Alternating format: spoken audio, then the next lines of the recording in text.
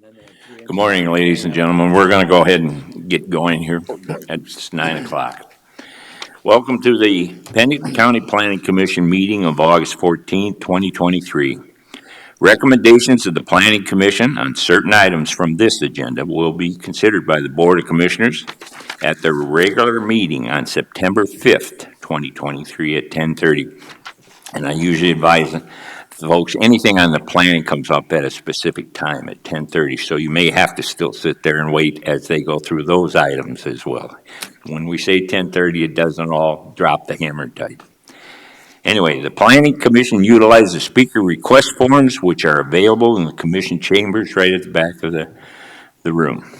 Roll call. We're aware that Karen wasn't going to be here. We're all aware of that, but I don't know where Jim's at. I wonder if he's just running late.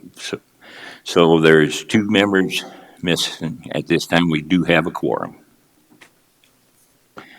Approval of the July 24th, 2023 minutes. Have you all reviewed those as submitted in your agenda packet? If you have, Chair would address a motion to approval. So move. Second. Moved and seconded to approve the meeting minutes of July 24th, 2023 of the Planning Commission. Discussion from the audience, from the commission. Hearing none, all in favor of the motion signify by saying aye. Aye. Opposed? Motion carried. Approval of the agenda. Again, have you reviewed the agenda as submitted in your packets, agenda packets? And if you have, the chair would entertain a motion. Move approval. Second. Moved and seconded to approve the agenda as submitted in our packets. Discussion. Hearing none, all in favor of the motion signify by saying aye. Aye. We're going to move to the consent agenda. Brittany, you're going to handle it today? Yes. Good morning, Commissioners. Brittany Molitor, Planning Director. The following items have been placed on the consent agenda for action to be taken on all items in accordance with staff's recommendation by a single vote. Any item may be removed from the consent agenda by any Planning Commissioner, staff member, or audience member for separate consideration. The findings of this Planning Commission on certain items from this agenda are recommendations to the Pennington County Board of Commissioners, who will make the final decision. Item number 3 is conditional use permit review CU 1633 for Clinton Newley to review a single-wide mobile home to be used as a permanent single-family residence in a suburban residential district. And staff recommends approval of the review of conditional use permit CU 1633 with conditions. Item number 4 is conditional use permit review CU 1747 for Harriet Kelly to review a recreational vehicle to be used as temporary living quarters in a rural residential district. And staff recommends approval of the review of conditional use permit CU 1747 with conditions. Item number 5 is conditional use permit review CU 1731 for Jack Anderson to review a double-wide mobile home to be used as a caretaker's residence in the agriculture district. And staff recommends approval of the review of conditional use permit CU 1731 with conditions. Item number 6 is conditional use permit review CU 1927 for Jerry and Carrie Ann Casper to review an existing single-family residence to be used as a bed and breakfast in a rural residential district. And staff recommends approval of the review of conditional use permit CU 1927 with conditions. Item number 7 is conditional use permit review CU 2158 for Daniel and Virginia Wharton to review an accessory dwelling unit in a rural residential district. And staff recommends approval of the review of conditional use permit CU 2158 with conditions. And finally, item 8 is conditional use permit review CU 2219 for Stephen and Janae Bell to review an accessory dwelling unit to be located in a garage in an agriculture district. And staff recommends approval of the review of conditional use permit CU 2219 with conditions. Thank you, Brittany. Would staff like any of those pulled? No, not at this time. Anyone from the audience would like any one of those first pulled? We do address these or act on them as one vote, and we then record that action. They will go forward. If you care to speak on any one of the 3 through 8 and would like to have it pulled, do so now. Commission, anybody like one pulled from the commission? I'd like number 8. Okay. Then let's go on And get Mr. an Chair. agenda. Yes, well, Move to approve items 1 through 7. thank you. Second? Moved and seconded to approve items on the consent calendar per staff's recommendation, items 3, 4, 5, 6, and 7. Who seconded that? Okay. Discussion. Hearing none, all in favor of the motion signify by saying aye. Aye. Opposed? Motion carried. TJ, I just had a question, so we don't need to go into the great depth of reading the whole thing. And it's mainly, if you look at the photo that I got verklempt, on the top photo, it shows what I see as a garage, not a carport. It's got sides, it's got a garage doors, and I see there was a permit for it as a carport. Maybe this developed over time, I don't know. Yeah, from what I understand, the Department of Equalization listed as a garage too. They did, apparently they must have added to it. There's no Okay. windows in it or anything. And that's not the garage we're speaking No, about they have not in, pulled a permit for that yet. And we've tried contacting them. as the ADU. Yeah, I've tried It contacting hasn't been them. built yet. To our knowledge, no. So I've tried contacting them several times and they won't return our calls. So we're giving them another year basically to get their permit. And Sure. Okay, that was the only hangup I had. It just looked like a garage to me. Yeah, it does. So it did to you too then? It looks like a garage. It was permitted as a carport, but then DOE calls it a garage as well. So it definitely looks like it could meet the requirements. Thank you. And it had concrete. That was the other thing. All right. Well, since I asked that it be pulled, I'll move that we approve item number 8, which is CUR 22-19 per staff's recommendation. Second. Moved and seconded to approve per staff's recommendation, CUR 22-19 with, just a second, look at it, 18 conditions. Discussion from the audience, from the commission.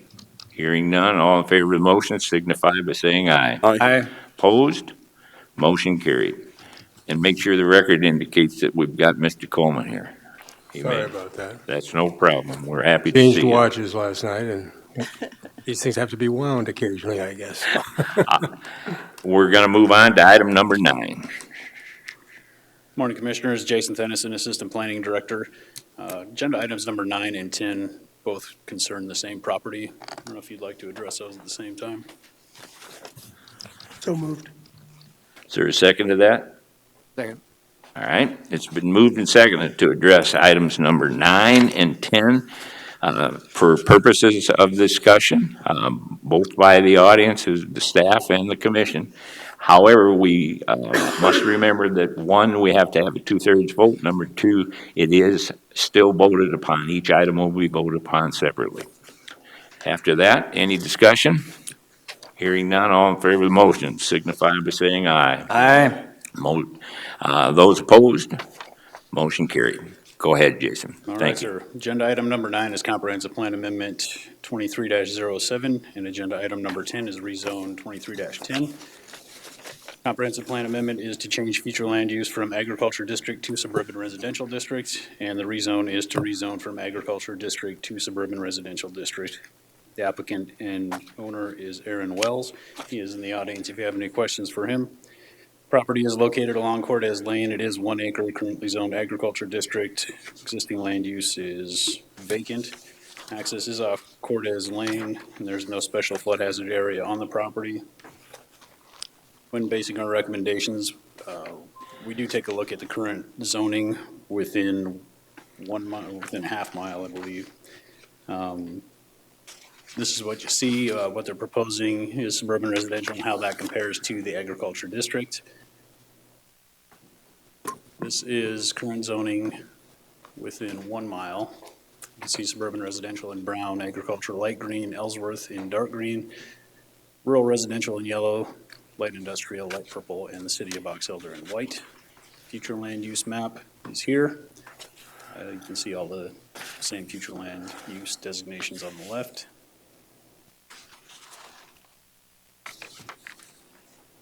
Staff does also take into account infrastructure, roads and streets, specifically Cortez Lane. It is a 66-foot wide platted right-of-way.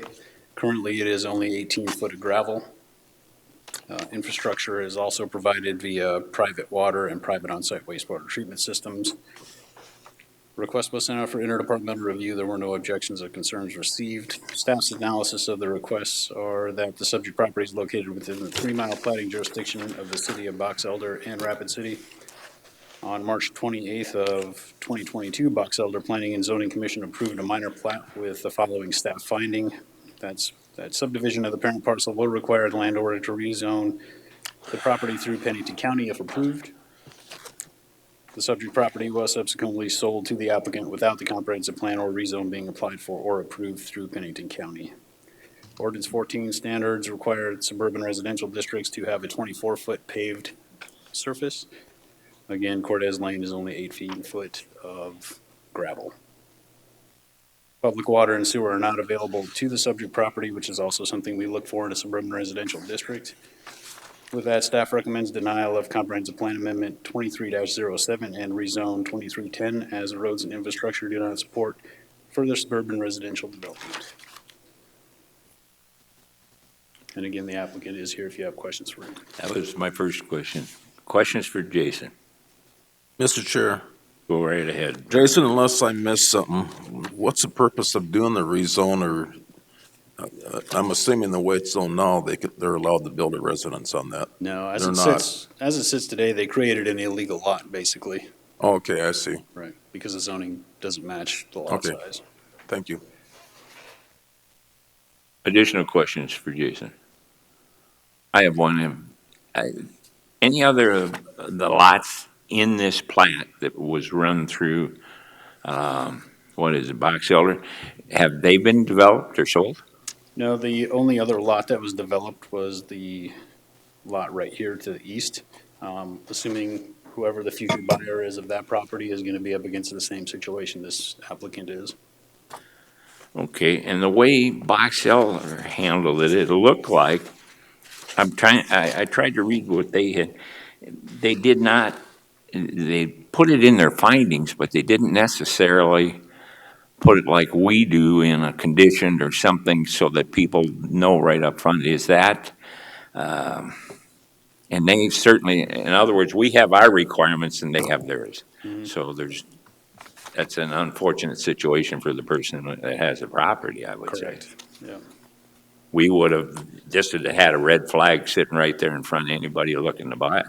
Right. Okay. And you said your applicant was here. Yes, sir. Would the applicant like to get up and come on forward? And just for the record, you have to introduce yourself by name and then you take off from there. Come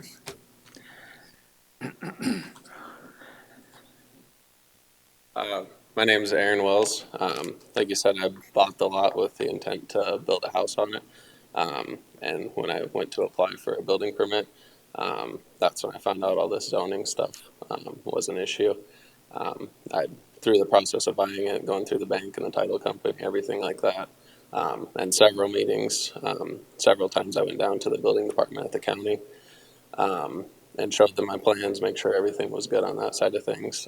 None of this stuff came up until I actually went to apply for the building permit and paid everything. So it's all a big surprise to me. I've already secured all my construction loan and everything like that. So this has kind of been a tough deal.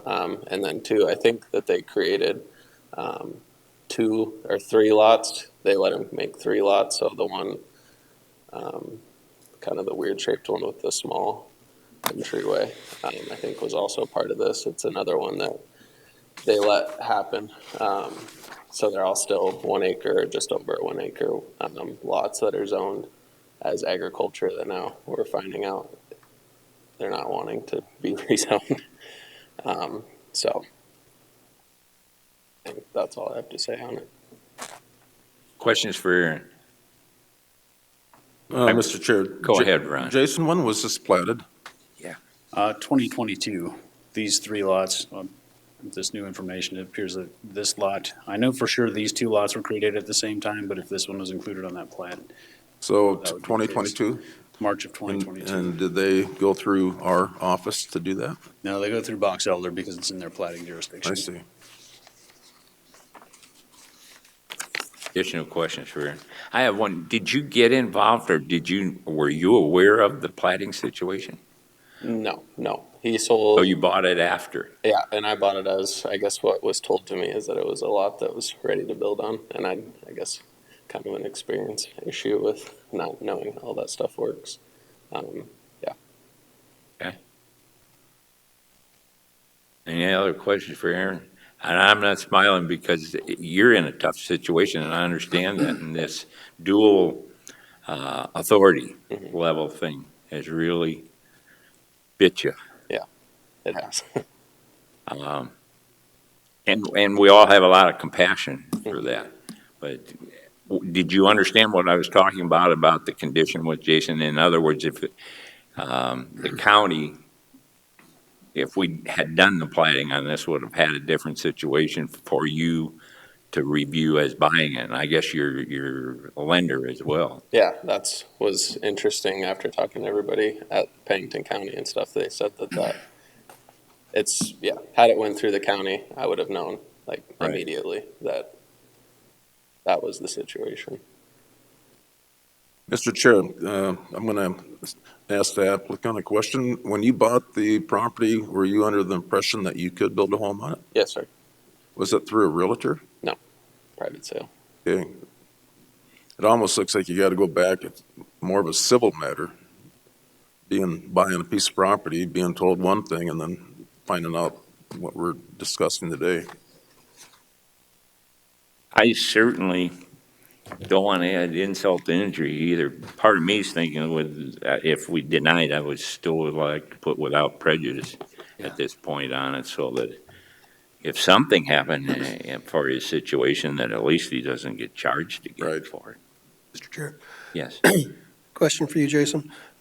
If the road was improved to the 24-foot paved, would that be more likely to allow, even though there's not the proper city utilities there? Well, I think that's half of it. So we do look for public infrastructure for suburban residential zone districts as well. So, water and sewer being public utilities.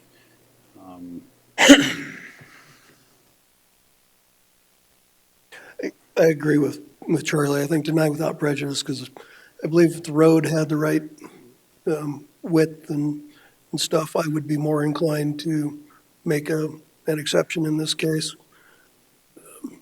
So I would make can we make a motion on Certainly.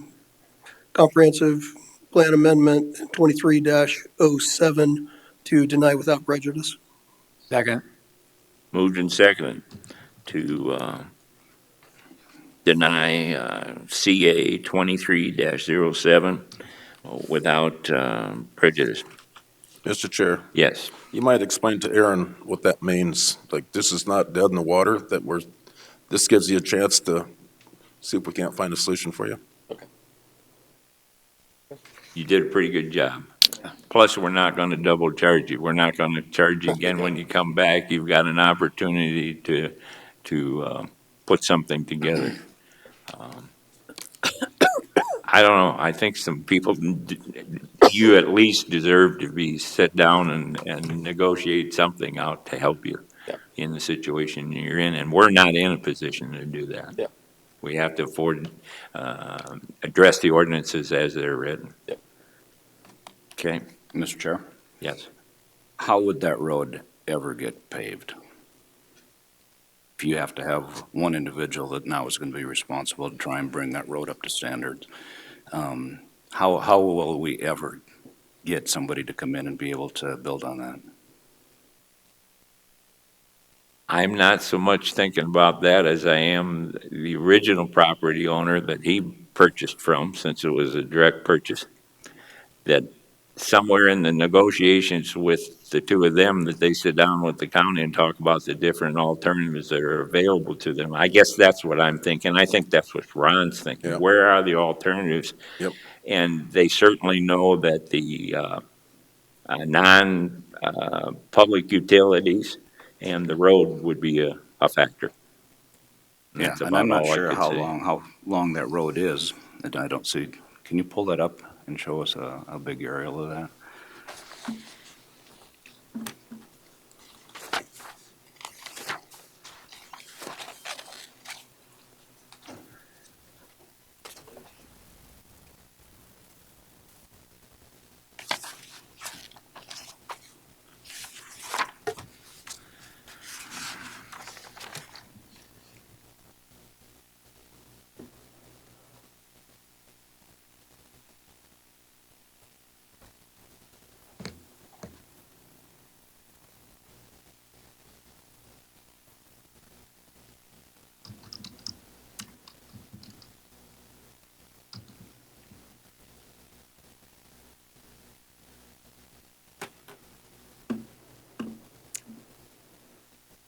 It's be a little over a quarter mile. And then can you show the aerial photo? So Box Elder approved this plat, correct? Correct.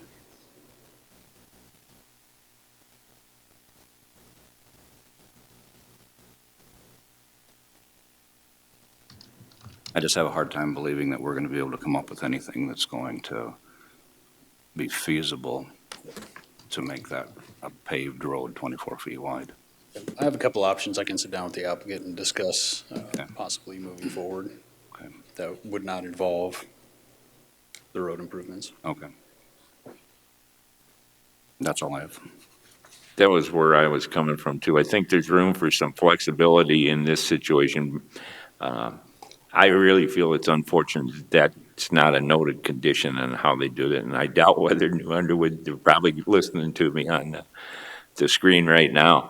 That created an unfortunate situation, I believe.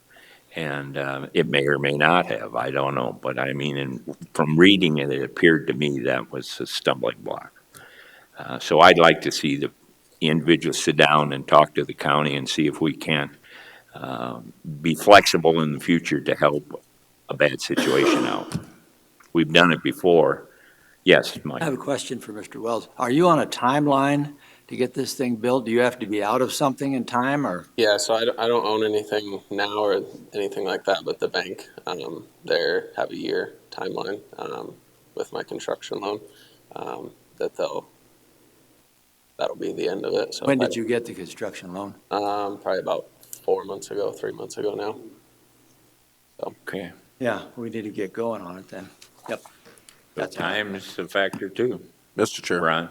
I think we need to get Box Elder Planning and Zoning involved in this too, so it doesn't happen again. Yeah, that's unfortunate that happened. I agree. I'm sure. Is that something that we need to, you've addressed that? Brittany's indicated to me, Ron, that they have addressed the situation. Okay.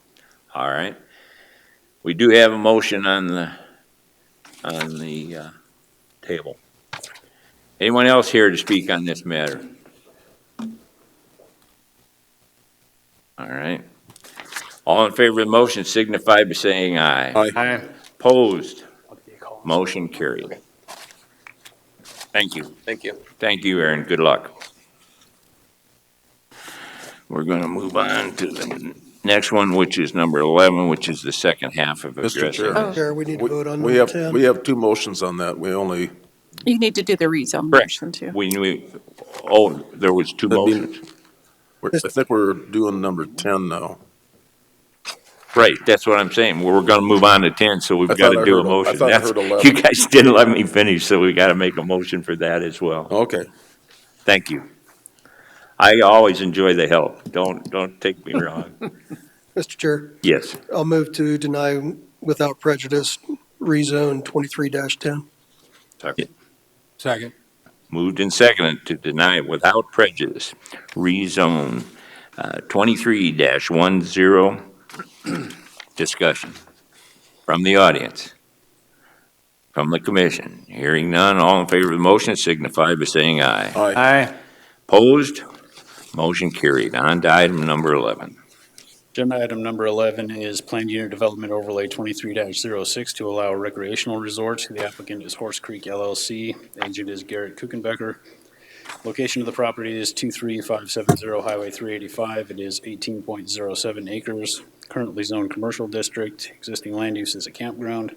Access is off through Highway 385, and there is special flood hazard area on the property.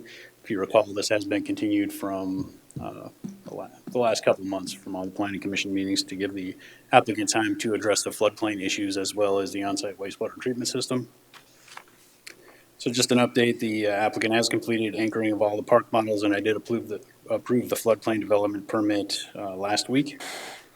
We did get feedback from South Dakota Department of Agriculture and Natural Resources stating that 2 of the systems are undersized and cannot be approved as proposed. The applicant is working on making some concessions with the uses with the state, but he needs a little more time to figure that out to see what the state will allow out there.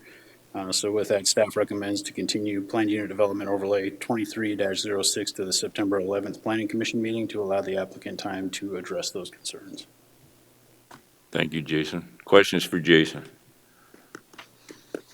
Anyone here in the audience speak on this? Chair would address a motion.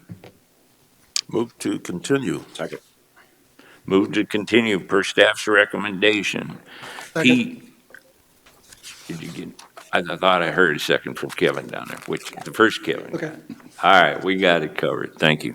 PU 23-06 per staff's recommendation, which is to continue to September 11th, 2023. Discussion from the audience, from the commission. Hearing none, all in favor of the motion signify by saying aye. Aye. Opposed? Motion carried.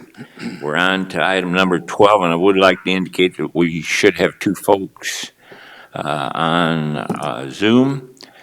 Christy, and is it Travis or Tim? No, it's Tim. All right. How you doing? All right. Bear with us, and we'll get to you. Go ahead, Cody. Thank you. Cody Stack, environmental planner. Item number 12 is conditional use permit CU 23-27. Is to install an inline amplifier on the subject property to amplify existing telecommunication facilities. The applicant is Ledcor Technical Services. The landowner is Michael and Tara Sires. Location of the property is 16151 227th Street. Current zoning is agriculture district. Access is off to 127th Street, and there is the 100-year floodplain on the subject property. When reviewing conditional use permits, the planning commission may consider the 7 criteria for a conditional use permit application. Those answers are on the screen. It appears per the request that they will meet all of those requirements. Currently on the property, there is a single-family residence that was built in 1925 and a 32 by 104 barn built in 1990. There is no current operating license as the property is 40 acres unplatted, so it was never required to get one. This was right off our interdepartment review. The county highway wanted approach permits for the residential approach and the telecommunication facility. Those are addressed in the conditions of approval. Staff performed a site visit on August 1st, 2023 and found the proposed project area vacant. The proposed facility will not overlap with the special flood hazard area or the highway service zoning district on the property. And the inline amplifier will support communication utilities in the area and is in harmony with existing surrounding land uses. So with that, staff does recommend approval of conditional use permit CU 23-27 with conditions. Questions for Cody? How close is this unit to the communications tower? The house? No, the thing that you want to put in, the double wides. Oh, I guess I'm not 100% sure. That would be a question for the applicants. I don't know if this existing tower that you see in this bottom picture right here is that tower. If it is, I was just curious just what it would be. That'd be a question for probably the applicant. Other questions for Cody? I've got one. Thanks for indicating about the operating license. I just noted to your director that sometimes it's a difficulty for us commissioners understanding installation permit, operating permits, and these sort of things on septic. And I agree with your assessment. The resident has no impact on this facility. So it helps us. It just eliminates one thing you think about. Thank you, Cody. All right, I'm going to go to your applicant, Tim Christie. Tim, you want to, I see you in my screen right now. Do you want to go ahead and take off on this and please introduce yourself for the record and then go from there? Yeah, Tim Miller with LedCorp here representing the applicant. For this facility here, it's basically an installation that amplifies the fiber route here. And so the project is an unmanned facility. We'll have a technician that comes out probably about every 6 weeks just to make sure everything's going okay, to make sure that we're in compliance with the conditions, which we have read and we agree to them. But as far as the question that was asked previously about the distance from the cell phone tower, I just measured out on Google Earth and it's about 2,200 feet. We're all the way 2,200 feet east of it. So that gives you a little bit of idea of where we're at. But with that, I really don't have too much more to ask because staff is pretty thorough in their investigation. But if y'all have any questions, I'm here to answer them. All right, thank you, Tim. Christy, did you want to wade in, or are you just here to answer questions? I'm just here to support Tim, and I don't have any additional questions. Thank you, but we will bear in mind that you're here to help us out. Thank you. Thank you, sir. Tim, will this benefit, I guess the first thought I had after I read it all, does this benefit people beyond the area that it's being installed to locate? In other words, is it a subscription type of thing, or how does it work? It's just your fiber line here, just running data across it. And this is actually stretching across the state. So it will not only this area, but other areas as well. It's part of a long fiber run. And so that's why we have these little installations here about every 60 miles or so to make sure that we can amplify that signal to make sure that it runs efficiently. Okay, that answered my question. Mr. Chair. Go ahead. Yeah, who is the provider of the service or the signal?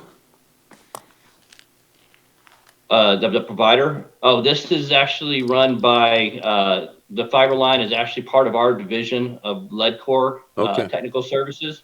We're the utility provider. Where does it originate at then? Well, we pick it up, we go all the way across,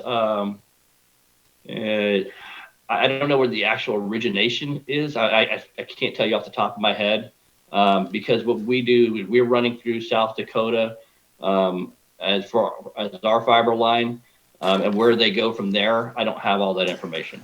Okay, well, I'm in support of it. Thank you. Any other questions for Cody or Tim?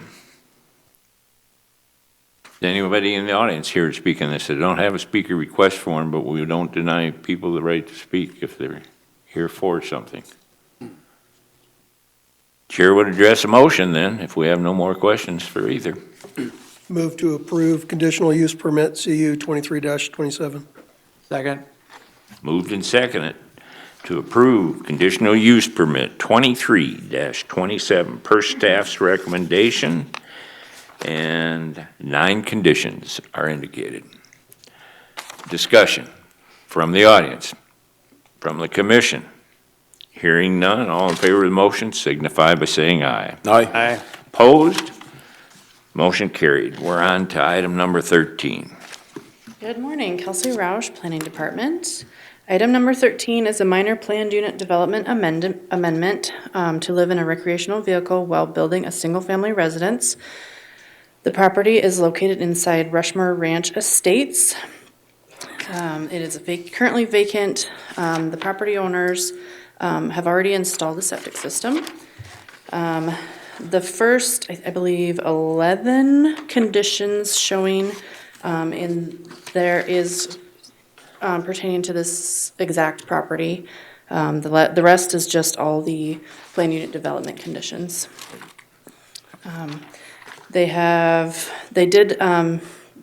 I do believe they did put the camper on already, and they were living in it, but then once they found out they couldn't, they did move out, and they are now living in Sturgis until this gets approved. And they are aware that they cannot live there until this is approved. They do have already obtained their building permit. And as I said, the septic system is installed already.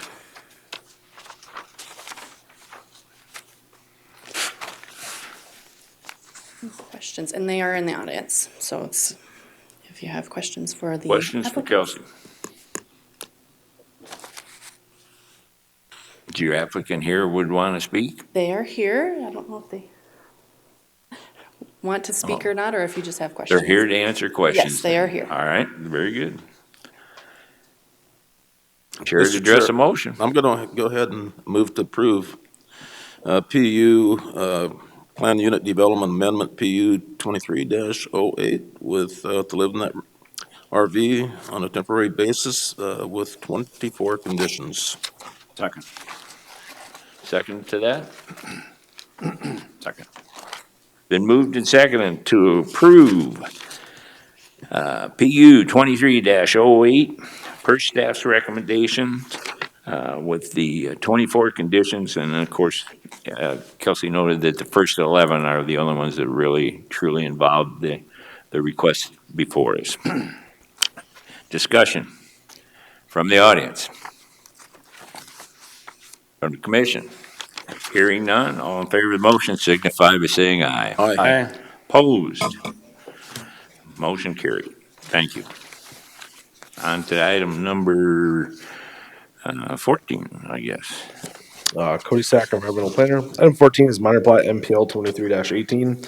It is to subdivide to create lot 4A of Oak Meadow subdivision, 4A and 4B of Oak Meadow subdivision. The applicant and landowner is Limestone Creek LLC, Thomas Stowers. The surveyor is PK Land Surveying. Location of the property is 24420 Oak Meadows Road. It involves 9.59 acres. Current zoning is rural residential district with an existing land use of residential. Access is off Oak Meadows Road, and there is no special flood hazard area on the property. So for the proposed lots, lot 4A will be 6.5 acres and will contain a single-family residence that was built in 1987 for DOE records, and a garage with a rec room that was built in 1995.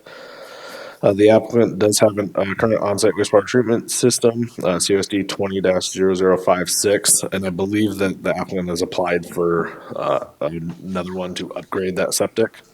And then lot 4B is 3 acres and is vacant. This was routed off for interdepartment review. The highway department came back and said an approved approach permit has been obtained and no other objections or concerns were received. The applicant is proposing to subdivide the property to create 2 lots.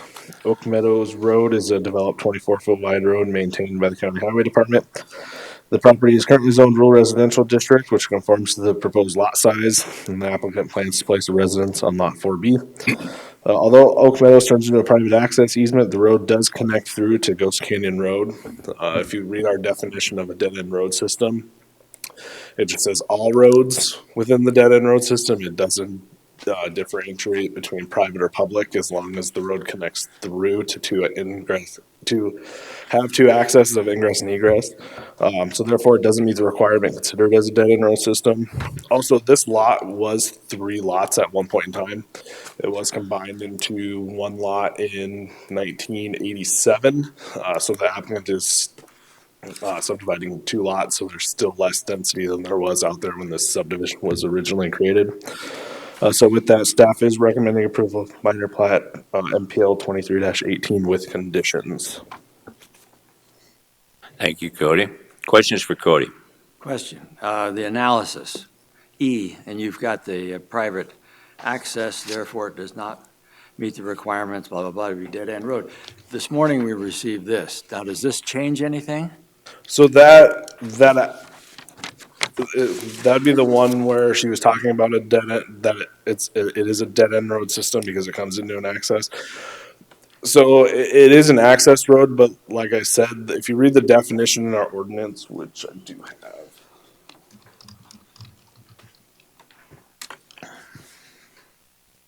It's a dead end road system is the total number of roadways, dead end and connecting that provide only a single means of vehicular ingress and egress.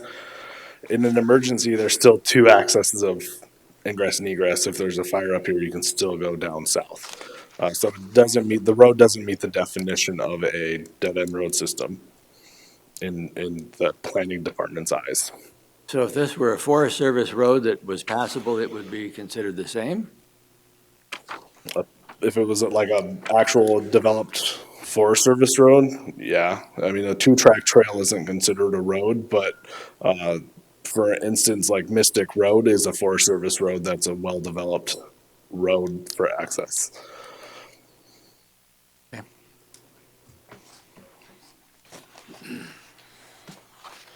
I'm trying to figure out exactly what my question is because of that. And I'm on the same one Mike is too about what we received this morning. In the past, and when I'm talking the past, sometimes that can be a long time ago, Cody, so it may or may not be correct right now. The Board of Commissioners have always had the direction from their legal as to items of access. I can think of properties that were not, they were platted, but not platting like we talk about platting under the ordinance and the zoning. And I've very seldom read an access like that, that's worded like that, to not allow the public, because in the past, my familiarity with the Board of Commissioners rulings, once you get to an access, there's a certain right of use applied to all, right of use, house numbers, passing it with a license plate. We spoke about that this morning. If you have a vehicle that has a license plate on it, you are the public, but you have a right to pass on an access. Somebody that has that access can allow you, but the person that issued it can't stop you because you do have a license plate on your vehicle.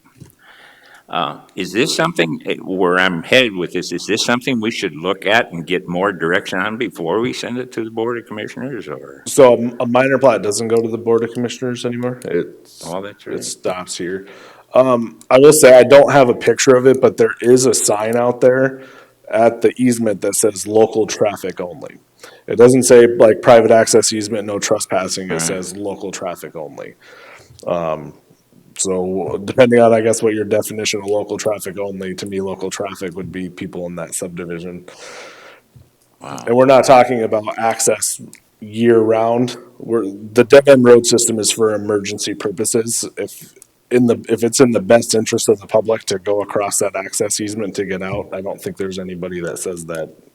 Okay, then my next question would be, the only matter then that involves the access for the review of the minor plat at this point in time is whether it meets the dead-end road definition we've as written currently in our ordinances. Correct, yes, and this may be a little of a gray area with how that's written in there. So if it's a gray area, we've been directed to go with what, I don't know the best wording for it. Most flexible. Sure. Well, and one of the reasons I bring it up, I'm on a road district that has an access to get onto the road district. And the only stipulation there that's questionable was that we're not allowed to, as a road district, spend money on the access. And that makes sense because it's private property. We have to come up with another way. We're not allowed to spend our tax dollars, per se, on it. Do you understand what I'm saying here? In other words, that short access that we have to get on that road, we can't spend our levies or our special funds. It has to be out of the pockets of the landowners to put gravel on it, that sort of, and we do. But that's understandable. It's somebody else's property. It's not the road district's. So I don't know. So at this point in time, I don't have a problem if all we're trying to do is make sure that we're dealing with that definition in the minor plat, and I had forgotten the minor plat stops here, yes. So I thank you for your direction there. Charlie, Go I ahead. have a question. Say, for example, this is my land, and I have a gate on it. I've got it locked, because I don't want kids on RTVs and all that going through it, but the neighbor, Joe, I say, here's the key, you can use it. You keep it locked. All right, there's a fire. It's my property. But how does that work? That's why I'm I'd curious. answer We've got a that couple with of things how we near do me ours. similar to this. That's why I wondered, what's the public's right Right. to break my gate down to get out of there? I have nothing against it. I'm saying, how does this work in addition to this thing? I don't know. We do what you say, from our road district in our area, there's 13, 14 different property owners that we actually do provide the key to the feds. We provide it to local fire people, so that key is provided. So we do understand that they have the right to breach it, I guess would be the proper word. So instead of doing that, just give them the key in the first place. So I concur with what you're saying, but I think you have an obligation that you can't create a danger, which would be a nuisance. That would be my opinion. Yep. Any other? Mr. Chair, Yes. this property was originally 3 lots Correct. with current road, current egress. Everything that was there was platted as 3 lots for this community, Correct. and now they're asking for 2. I'm not opposed to this at all. Anyone here want to speak on this from the audience? I don't have a speaker request, but we certainly would allow you to. All right, no one, Chair would address the motion. Mr. Chair, I move to approve minor plat MPL 23-18 with per staff's recommendations with 4 conditions. Second. Moved and seconded to approve MPL 23-1, 8 per staff's recommendation with 4 conditions. Discussion from the audience. From the commission. Hearing none, all in favor of the motion signify by saying aye. Aye. All those opposed, Aye. motion carried. On to item number 15. Good morning, Commissioners. Brittany Molitor, Planning Director. I would ask that items 15, 16, and 17 be heard together, just because they're the same requests, essentially. They're 4 plexes on each of the similar lots. So when we take these up. As long as that, and I agree, but I think we should make the motion for discussion purposes only because of the different definition of the properties involved. Correct, but as far as having separate motions on each one, but for discussion purposes, all of them at once, if we could. Okay. Is there Motion. a second to that? Second. Moved and seconded for discussion purposes to address items 15, 16 and 17? Correct. As one for discussion purposes with the audience or the commission. Again, it's 2/3 vote. Again, we do have to vote on each item on a separate basis. That being understood, all in favor of the motion signify by saying aye. Aye. Opposed? Motion carried. You go ahead, Brittany. Okay, these items are to allow a multifamily residence, a 4-plex, in a suburban residential district. These properties are located off of Knuckle Duster Road in the Murphy Ranch subdivision. The applicant is in the audience if you have any questions. When we do look at conditional use permits, there were 7 criteria. They are on the screen. Staff did feel that they did meet those criteria. The applicant is looking at putting 1 story. They'll have a basic, somewhat of a walkout type garden level basement in the rear. He does have photos of them to see what they look like. They are going to look similar to the existing single-family residences in the community. In addition to the requirements under Section 510, Under Section 303 for multifamily dwellings, there are 15 additional criteria that are required when considering multifamily dwellings. Just to give a point of clarification, multifamily dwellings are anything that are up to and including a duplex, a triplex, and a fourplex. Anything above that is considered an apartment or a condo complex.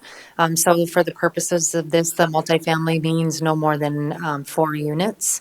There are specific criteria when it comes to multifamily. Under Section 303, they do require some private space, meaning some patio or deck space. They do require open space for each unit. These properties do meet all of those criteria for that. So here's the general layout, A, B, and C. These were in front of the Board of Adjustment. They did request a 8-foot setback to the side yard for each of these. The Board of Commissioners approved on Lot A, the south property line, and in Lot B, both property lines, and in Lot C. So it would just be the interior lot lines that they approve the 8-foot setback. Otherwise, there's a 12-foot setback on the side yard.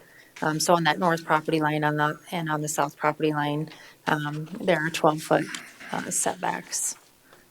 So just to give you an idea of what the units look like, they are going to be a 1-story with a basement.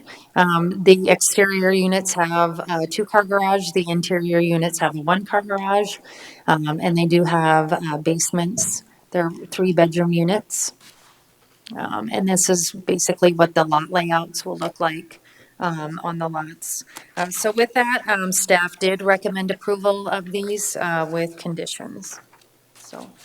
Thank you, Brittany. I know we Question? haven't seen these before, so I kind of wanted to generally go over the multifamily requirements. Questions for Brittany? And the applicant is in the audience if you have questions, and he does have a layout of what they'll look like. So an Yep. actual visual. I've got 2 questions. All right. One, when we have building permit requirements, do we include the soffit overhang in setback, or is it not included? It is actually an exception under our ordinance, so they can go up to 18 inches as an exception. So the 8 feet could include 18 inches of soffit overhang? Correct. It goes to the building. All right. And then my last one would be, if we looked at the one picture, and it's this one, Brittany, with the lots laid out, the actual picture, the property each side of that, if I remember right, when we looked at these before, there was some drainage issues.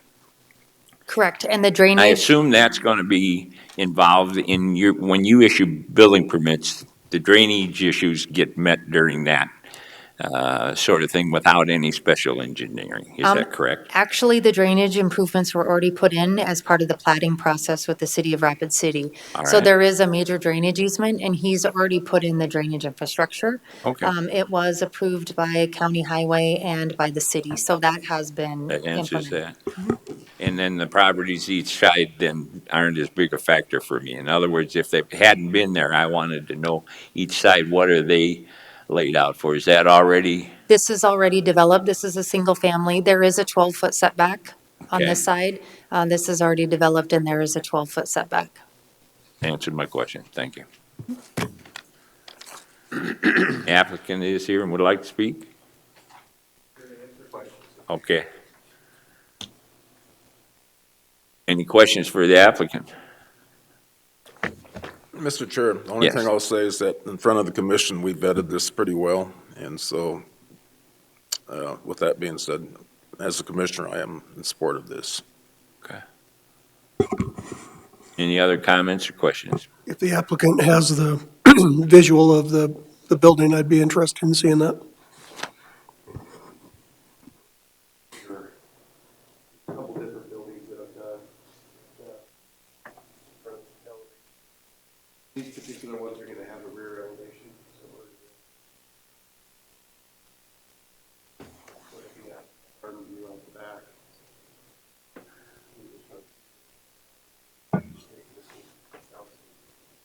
So the deck, that would face the drainage ditch out back? Correct. Okay. Actually, we're going to do a large patio off the back, similar to this, off the decks. And my only concern is we saw pictures of that drainage ditch last time, running like crazy, and it just, I hope that part's safe. That's on the opposite side.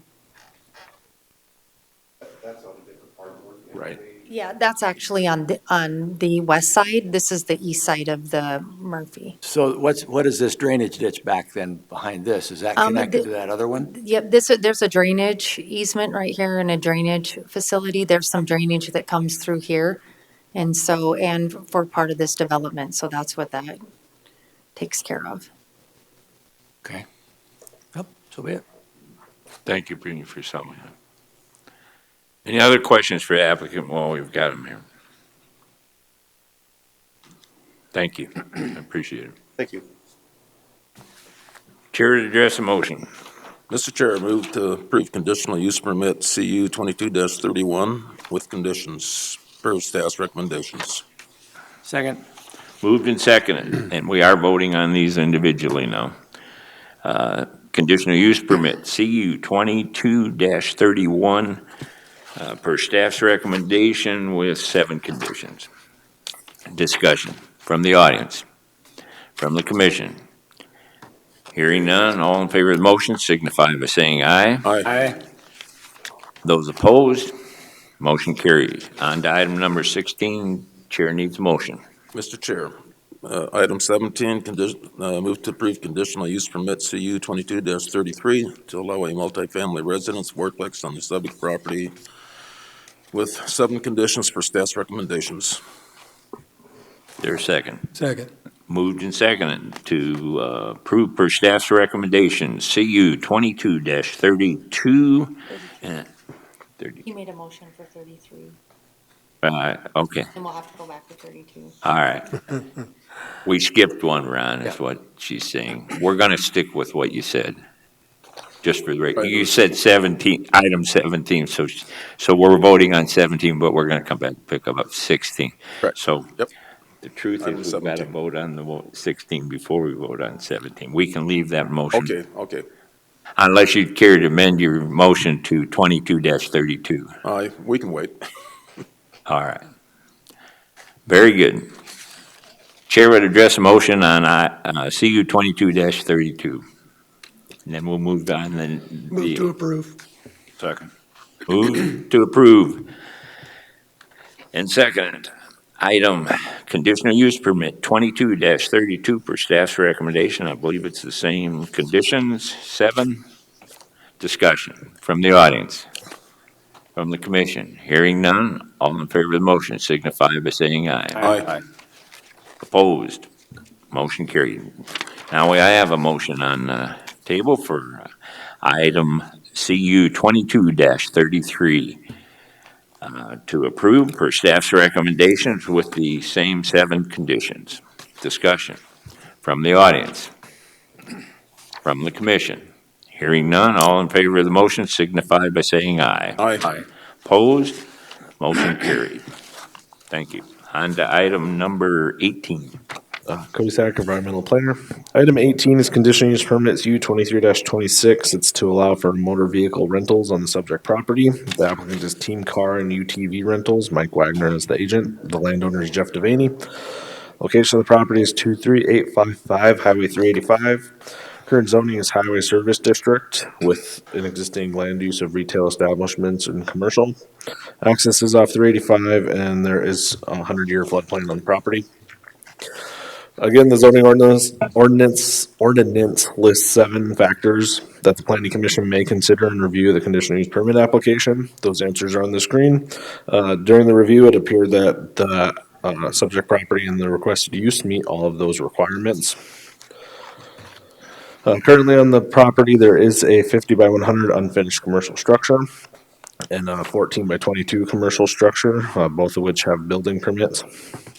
There is an on-site wastewater treatment system with a current operating permit, and there are several sign permits that are also on the subject property. This was routed around for an department review. No objections were received. The applicant is proposing a motor vehicle rental to rent 10 UTVs and 10 vehicles or cars. The cars and UTVs are cleaned off-site at a car wash in Hill City, and no washing or cleaning happens on the subject property. It appears that the subject property would have adequate parking for the rentals. The applicants have been operating this summer without any complaints of the off-street parking. The applicants currently use a trailer as an office, which was placed there without a temporary building permit. Staff does not find any issues with the request as it is operated on a property zoned highway service and is in the vicinity of a major highway and other commercial uses. So with that, staff is recommending approval of conditional use permits U 23-26 with conditions. Questions for Cody? I've got one, so we'll just put it on the table. I have a problem with a trailer being used as an office on the site. It's that simple. I think we're doing a dangerous precedent allowing that. If that's, and then the second thing is the signage on this particular site, and I haven't hidden my displeasure with this. It's terrible. If that's what our sign ordinance represents, we are in terrible shape and your pictures show it. So that's where I'm coming from. What about the trailer? How can you move a trailer and call it office when you've got other places to rent? It's something that we've done in other places. There's for example, in Three Forks, there's a mobile like food truck that sits on the property that we've just got temporary building permits for. There's a person in the valley who is working on doing the same thing with a like a mobile coffee shop. Since it's temporary by nature, only April through October, it's just something that we've allowed in the past. Okay, my exception to it is that then when you begin to allow these, and both of them, I can understand where you're coming from allowing those. But a full-size trailer that apparently is going to be the place where they do the maintenance on the vehicles as well. It has to be part of it, storage for tools. I don't know what they're going to do under an awning. But what I'm suggesting is to have a trailer is a lot different than have a coffee booth or a food trailer that moves away. And then the trailer itself, sitting right out in front, I think that's a terrible look when there's available space to rent for the office and handle it out of there. And then I don't have any problem with it. But I think we're heading in a bad direction when we're allowing trailers to do that. Mr. Chair. Go ahead. Cody, how long was this operating without a permit? Because right now they're asking for a permit, but they operated for a certain length of time without going through the permitting process, similar to the same facility down the road that. They started in May, I believe. This was their first year here. They were inside Hill City limits. They moved out to the county. They didn't need any permits or anything inside Hill City limits. So when they moved out to the county with it being zoned the way it was, they didn't realize they needed a conditional use permit. And then by the time working through with the applicant on getting everything we needed for the conditional use permit, it's taken some time to get through. So since May. Yeah, I just wondered what the lag was between May and August. You know, we're almost to the end of the season now.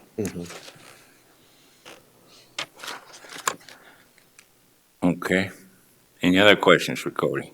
The only thing I have is if they're going to do vehicle maintenance, that's going to be an awful small maintenance facility if in fact you're using that trailer. And I don't know if they would be or not. So there's a condition that any maintenance has to be done with inside of a structure. So if they don't have a structure to do that maintenance on that property, they'd have to find another location to do that. They haven't specified what they're. No, the applicant, I believe, is in the audience. If there are any questions for him on that. Okay. Okay. Any other questions? Cody, I'm going to go back to and I think you had a picture of it. There's one here. There isn't one of the building. When you throw in the signs that are on the building, and we haven't even got the coffee shop going yet, and then you take this picture. Yeah. That's the one. And that doesn't even address all the signs. The ones on the building are as big as that sign. Are all those approved? And are we going to add another one? I do know that they have four sign permits. I'd have to go out there and see which exactly ones which are for. I do know that they have conditional use permits and building permits for those. And then I know that they have two others for the, that are 12 by 20 wall signs that are on the structures that are permitted. Then my last, all the access to this property right now, for this business, for the coffee shop, they have a fitness room, T-shirt sales, I don't know what else, a construction company, and then the storage, they all come through that same access. Yes, this was routed to DOT for access, and they had no comments. Right. We just got a no comment back. Then my last one is, can you bring the picture up that shows the overhead of the site? Right now, where the cars are at and the things, they're not on any gravel. They'd have to be I put drive on. by there every day. Yep, they'd have to be put on gravel. That's Okay. one of the conditions in here is that anything That's what that's I parked there understood. has to be on gravel. And we've got a pile of dirt between the building and the storage in the back, in that back corner. I'm just thinking, we're just heading, it's highway service, but boy, oh boy, if you had a house along there and that sort of thing, that's beginning to get a little much with the signs and the businesses. What do we got, 5, 6 different things operating out of this? I think there's 2 or 3 businesses that are in that structure, and then there's the coffee shop that's being built, and then this proposed request. Now, the coffee shop's gonna be a drive-through? Is that what the permit's set up for? It looked like. Yeah, I looked at the building permit for it, the inside floor plan, there's no seating area or anything inside of it. You might be able to walk into it, but there's no seating area to be walk in and leave type thing. Any other questions for Cody? Thank you. And the applicant's here? Mr. Chairman, Yes. I'm curious about, do you just find this sort of tasteless in terms of all the commotion? I'm just curious about what your objection is. If you drive by and look at the signs at this, and they can't all be legal, we do allow them other places, but these flag things, we've got stand-up signs, we've got a sign for a freezer for ice now, we've installed that. Yeah, it's getting tacky and tasteless Okay, in the well- sign issue, yes. I just wanted to confirm that, because Okay. I was up there over the weekend. I went on a bike ride up in the hills, and I ate at the place across the street, and I was stunned at the commotion, the commercial, commotion, indeed. I thought it looked terrible. But then I thought, well, we can't impose taste, presumably, but is there a safety issue here? Is there something else? So I was curious about what our powers might be to say, this is a distraction that can lead to maybe Hill City and the environs being less attractive or something, but I was kind of stumped by it. But I share your frustration with it, but I'm not so sure what we can do unless there's a series of signs that have not been permitted, and then that can be addressed as such. I served on other commissions that had dealings with the other businesses that were down the road, and we were very stringent about their signage.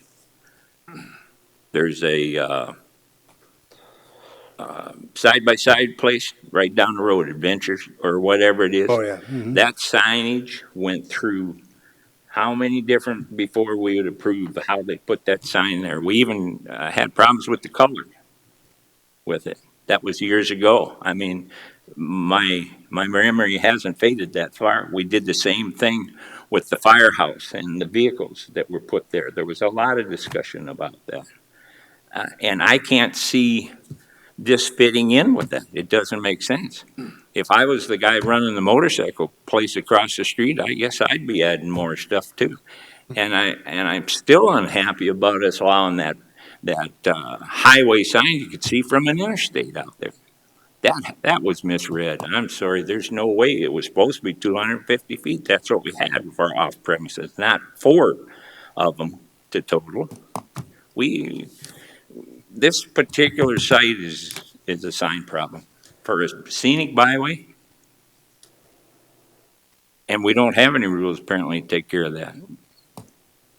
So you're right. And I don't intend to enforce, but there is some safety issue about the access. I do think that the trailer is a problem. If they haven't got a place for them to rent for an office, then why do we want to look at putting a trailer on it, Cody? And it's not a trailer to pick up coffee. They built a coffee shop. I don't have a problem with that. So do you want to add a condition that they'd have to have a permanent office? If they operate, they need a permanent office? Is that? I don't know. That'd be mine, but there's other gentlemen here and there's one missing member. That would be easier for me to swallow. Like, it's just too mobile for me. I mean, the trailer's mobile, and I don't know if I agree with the 20 vehicles. Right now, I can't support it as written here.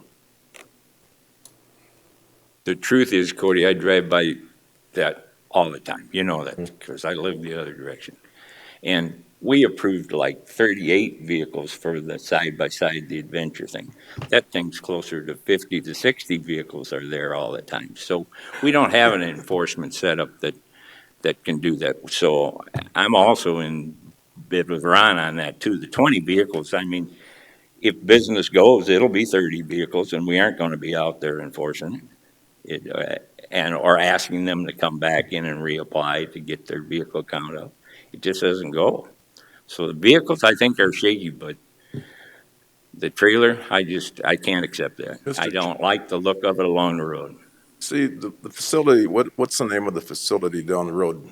Adventure something. Well, that being said, when we vetted that, we told them they couldn't be parking on the grass, so they did put some gravel down. But we also, our concern was when they come in, a lot of times they come in, you can see all the mud on it. So where does it get washed off at? They agreed to have a special wash bay to try to capture the antifreeze, the oil, the gasoline, and everything else. And being this mobile, I mean, my concern would be, are we really, I don't know, I'd feel better if there's a permanent building there that service could be done and they could be washed and we could address where's all that byproduct from being washed, where's that going? I mean, that's my concern.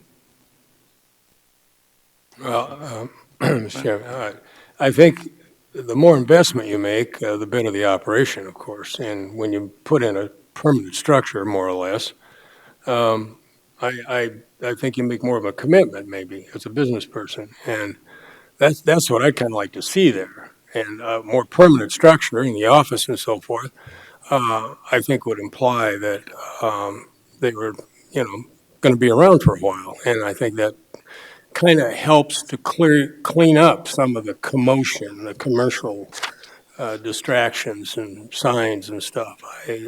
I just think but on the other hand, I don't know that we have any sort of, legal power to impose certain operation behaviors on somebody short of what's included in our ordinances. And I don't know that they're exceeding that. I mean, I don't know if we can impose that. Maybe we can.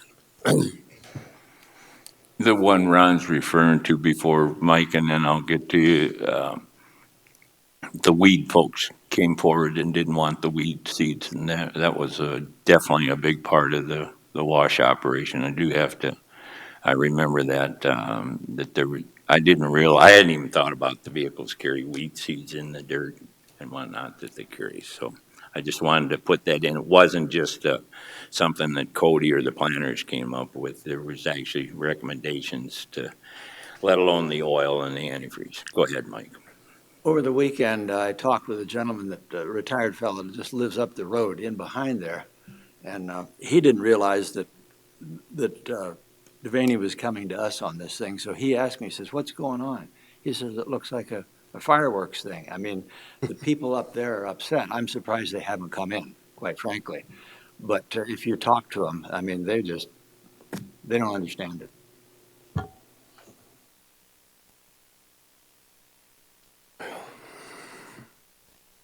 applicant, we might have a question for you. I've got a question for you. If you'd like to come up, please introduce yourself for the record.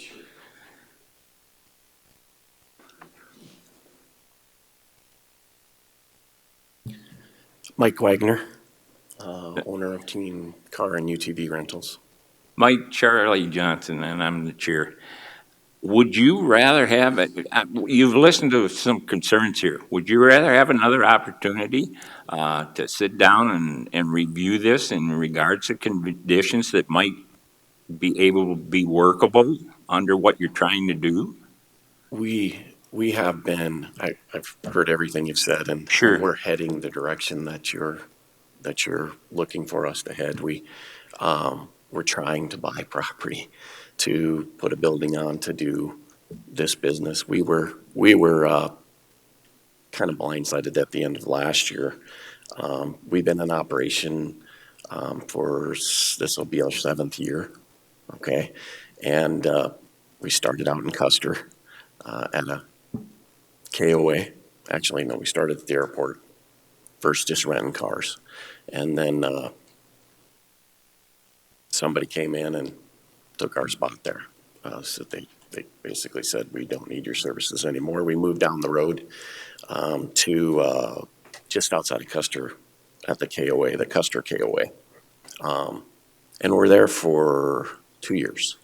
And then the owner of that wanted to just raised up the price so much that I couldn't afford it. I mean, so I was like, well, okay, so we moved again to Hill City, to the Black Hills Trailside Campground. And that was really good. We were there for 3 years or better, maybe 4. I could be wrong on my number of years we've actually been doing it. But at any rate, the ownership changed. And the ownership decided they were going to do something different with the front of their lot. And, the whole time when we were operating in Hill City at that location, we were going through the process of trying to buy just like section off that piece and put a building on it and then operate out of there. It was right across from the Dollar General. We're very aware of the, we want to look professional also, okay? We just keep getting pushed where we can't. We don't have control over the location that we're at, and exactly, like, we don't own it. We don't own it, so we can't just build. We've been consistently looking to try to buy. I've made offers. I haven't been able to come to an agreement with any of them so far. I've made 3 different offers. Currently looking at another location just down the road off of right at Three Forks, and that would be a permanent location where we put a building in and stay. We will get that done. Someday soon it's going to happen. So we didn't intend to operate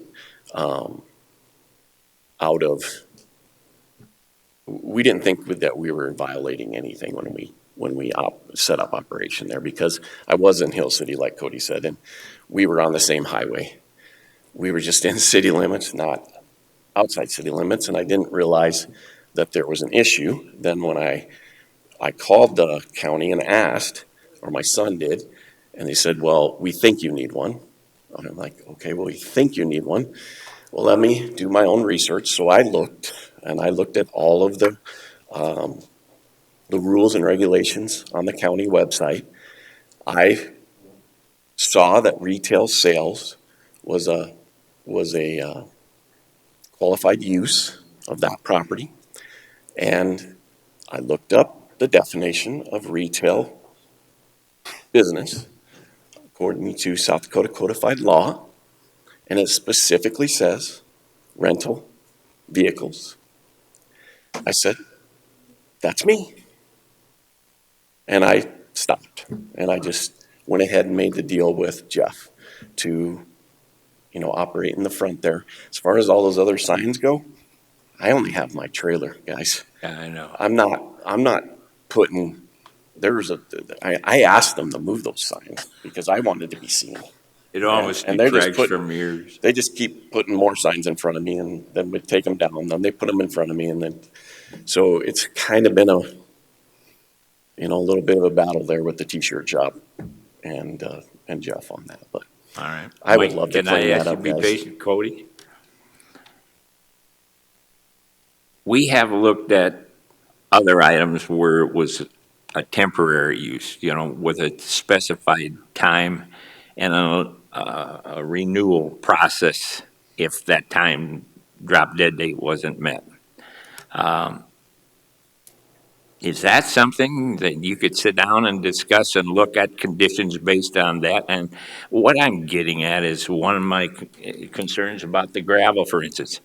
Obviously, he's limited in his ability to pay for loads of gravel coming in there to widen out the existing parking lot. He certainly is under the same difficulty on signs. And then Ron and my point about the rinsing off process, he might be able to use another area, somewhere in the area to do his rinsing and bring them right back. I don't know. What I'm just suggesting here, is there a way to sit and look at some type of temporary use here that could help him establish and give him time? So Cody Stacker from the planner. So for the washing part, he does go into Hill City and wash those off-site. The other one that Commissioner Roskinek was referring to, the complaint that actually got us involved in that was the neighbors noticed that they were washing and it was going into the creek.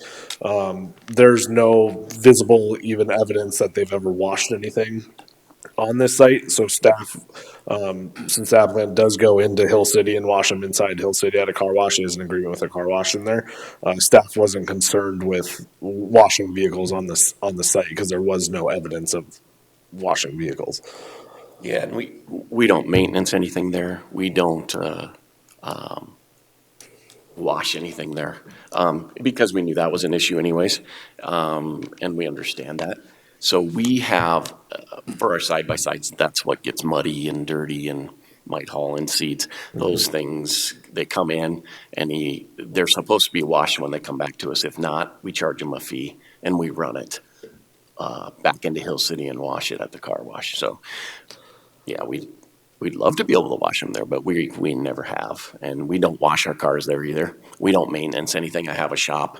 I have a car business in Rapid City. And anything that needs to be maintained comes back into Rapid, and we swap out a car and then back. So, Mr. Chair, Yes. after November 1st, what do you do with your rental vehicles and your trailer? they move out actually on October 1st.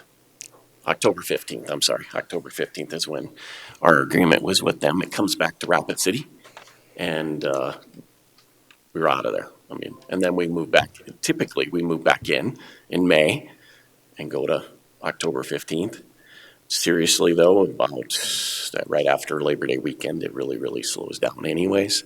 So we'll be paring down. There'll be 5 rental cars, and there'll be 7 side-by-sides up there until, the season is over. So, Mr. Chair. Yes. So how big's the Jeff's main structure? So if you're retail, his building has to have 5 parking spots for every 1,000 square feet. I'm just looking at the parking so where'd you get the 20? Why not 10? I'm sorry. Well, you indicated that retail was a legal permissible use according to South Dakota state statute. But I'm just wondering, how did you and Jeff arrive at 10 ATVs and 10? That was basically what we have how we've operated. We didn't like necessarily, Jeff knew and knows how many parking spots he has, and he said he had plenty. So, that's not something I'm privy to exactly. Jeff doesn't have marked parking, does he? Maybe in front of the building, so we don't know that's my concern. We don't know, even if we're meeting parking requirements, right now, with your 20, and then somebody comes in with a car, then they take one of your vehicles, but if two people come in and they get one of your, Right. so the parking is kind of a concern to me. With, It hasn't been an issue, but I can understand where you're coming from. I mean, and honestly, we have people come in RVs and turn around and go out. And as far as like getting congestion or anything like that, we haven't had any of that. So, I mean, it's operated pretty smoothly. We have talked to a lot of the homeowners around the area immediately, the immediate ones, and they, you know, they've been very nice and they haven't had an issue. Nobody has come and spoke to us about with negative things. If there was anything that was, we would have, you know, addressed that and tried to accommodate. All I'm trying to do, guys, is just operate a business that I have $500,000 to $1 million in. So I'm just trying to operate. I pay my sales tax. I try to follow all the rules.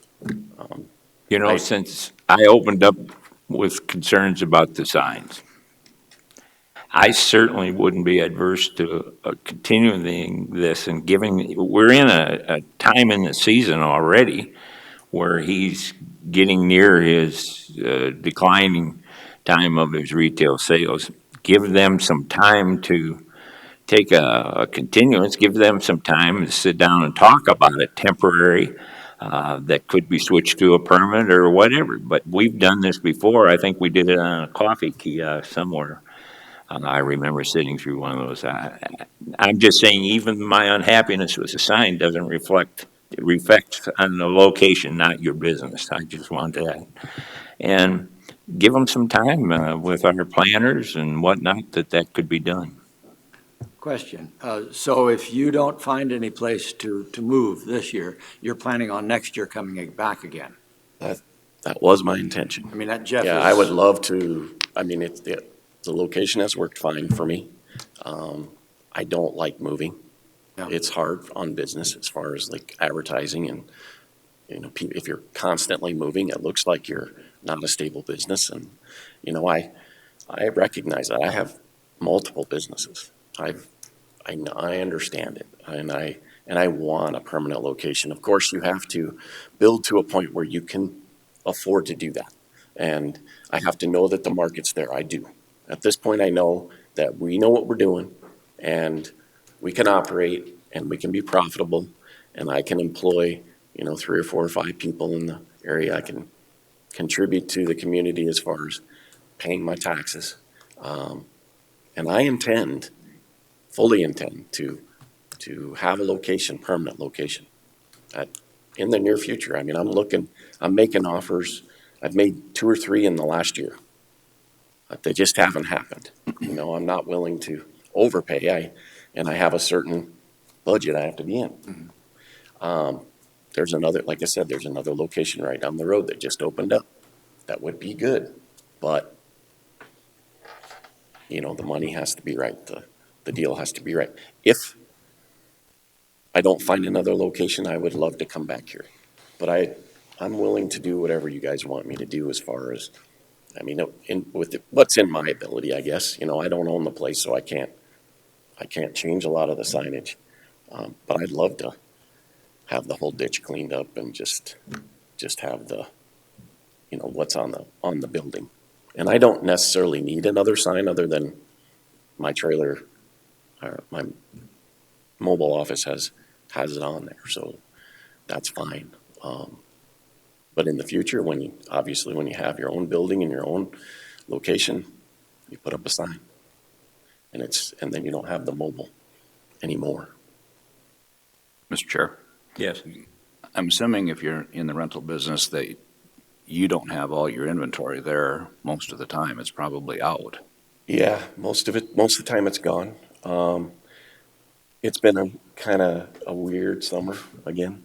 You know, with COVID, we were really busy, and so when we were last couple of years operating, a lot of times we'd only have one rental car, maybe, you know, and it'd come and go real fast. The side-by-sides would sit there because they needed to be there overnight. So that's what you're going to visually see most of the time. But during the June, July, August, most of the time those vehicles are gone. So you're not seeing them if you drive by there all the time. They're not there constantly. They're gone for 2-3 days and back and washed and vacuumed and gone again, so. Mr. Chair, Yes. so if that structure's 5,000 square feet, I'm guessing, required parking is gonna be 5 per 1,000, so that's 25 parking spaces. Then you got these 20 vehicles. Somebody comes in and rents one, they're gonna leave the vehicle there, so that's a push. So then if you can show me that you got 45 marked parking spaces, I can live with this a lot easier. But right now, we don't know.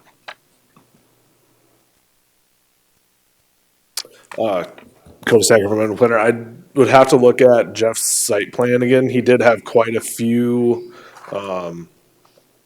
off-street or parking spaces dedicated on a site plan for that building. Also, when you put uses in there, retail space requires a certain amount. I don't know off the top of my head what a gym It's 5 per would require. 1,000 for office and retail. Okay. So I know that Jeff at the time had enough parking spaces that didn't include anywhere where the applicant is showing his parking being for that structure. So, but I can get you that information. I think that would help some of my concerns. Because right now, we're just going in there and making an assumption, or that's what it appears to be. But you might have some additional parking around the storage too, out in front of that. And I'm not sure that the original parking for that building replacement because of the fire on the other isn't based upon the parking that was required for the other building. So that's another thing you're gonna have to look at back at the old. I think the obvious, we're looking at the elephant in the room. I think we need to continue this for a couple of weeks and come back and give them an opportunity. You've heard concerns, and I think you're ready to address things. And even if it's going to be temporary, you need something solid so that you can know that you're going to open up again next year at that. So, and I understand that as a commissioner. So, Chair would address a motion. Mr. Chair, I'd move that we continue this to the next meeting, I guess. What date's that? August 28th. What is it? August 28th. Okay. I'll second that motion. Moved and seconded to continue CU 23-26 to the August 28th meeting. Discussion. I guess I would ask the gentleman, is this enough time for you, 2 weeks? I don't know what I'm making, what adjustments I'm making. You're asking me to do what exactly in 2 weeks? You'd be looking at the trailer issue. Don't worry about the signs. You're certainly not responsible for the site signs. You're certainly looking at parking issues. That would be to appear the two big ones. You're already addressing the washing issue that came up, or the cleaning and maintaining the vehicles. That would be the two primaries, I guess, to continue a temporary type of thing. And that would be as well, perhaps, maybe a lot of the problems would calm down if we were looking at that you needed it for next season, and after that, you're going to get reviewed. Right. So I guess am I correct? That's about the three areas we need to address. So what do you want me to do as far as the trailer goes? What am I gonna do in the next 2 weeks to solve the trailer? I don't know. Oh, in the next 2 weeks? Yeah. Boy, you're covered.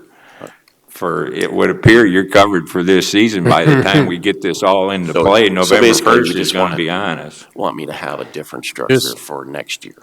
Yeah. That's If what I we're come back. basically asking. Just Put don't. I would together love to do tight. that. I've talked to Jeff about the building and the ability there, but he says that, again, this is the board or the commission he has to go through to get, the ability to add on to his building. And that's not been easy according to him. So I would love if you would extend it out and add a little hut on the end for me. That would be You'd great. fit right in the coffee shop the way I look. Yeah, it would work, honestly. I would go in there I mean, I don't really need much room. I just have in my mobile office, we have desks and computers. That's what's in there. That's what we're trying to do, is give you 2 weeks Yep. to address those sort of things with with Jeff. Okay. And ask him as well as those other 3 areas, kind of get them a little more stable, I guess. Okay. Any other discussion? From the audience? From the commission? Hearing none, all in favor of the motion signify by saying aye. Aye. Opposed? Motion carried. Thank you. On to item number 19.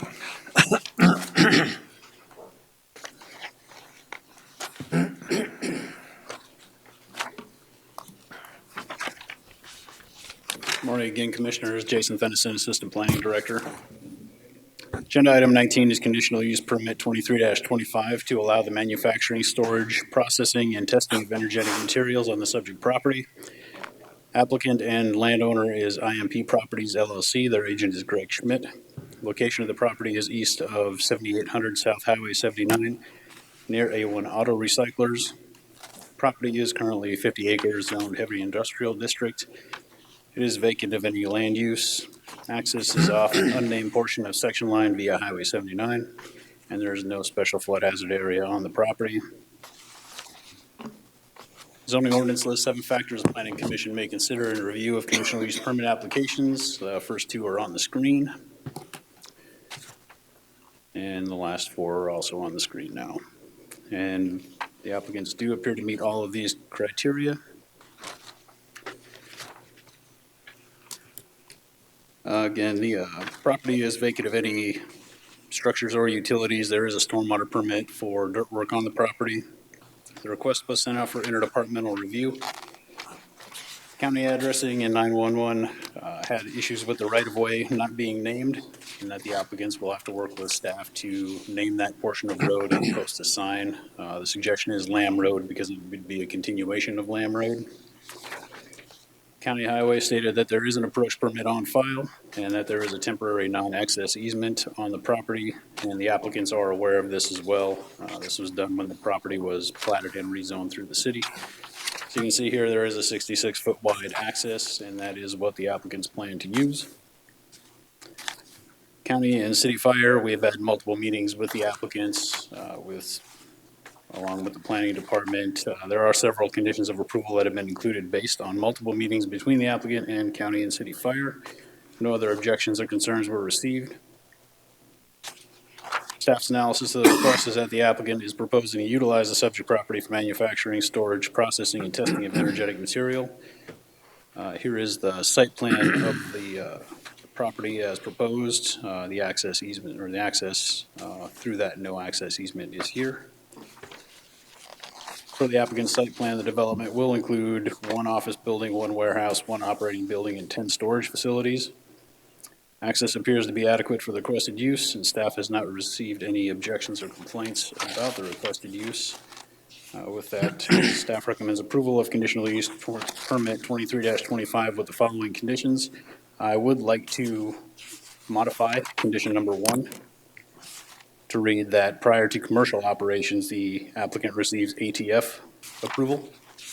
And I would also like to add a second condition stating that prior to governmental operations, the applicant receives DCMA approval. And the applicants are in the audience if you have any So questions. you do that as like an A and a B? I would to do that one as a, without, I or would just do that. adding another number? Add another number as a 1 and a 2. Just shift the rest down.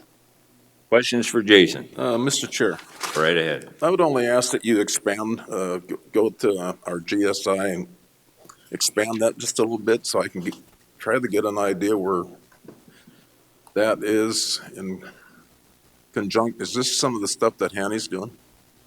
Or Nope. some of that? This was down by the industrial park that was recently rezoned and annexed into the city. This is the subject property. Can you blow out just a little bit and then highlight that? There you go. A1 Auto Recyclers is here. Power substation is over So here. then access is off of 79? Correct. Okay. Yeah, now I got an idea where it's at. Okay. I was up a little bit further north, but, yep. You said that there was a no-access easement? What's a no-access easement? Isn't that a utility Basically meaning easement? that nobody can take access across it. So if the applicants propose to put in a second access down here onto that section line, at that point, they would have to, vacate that no-access easement and improve that Lamb Road, that entire portion of the section line to ordinance 14 standards for heavy industrial.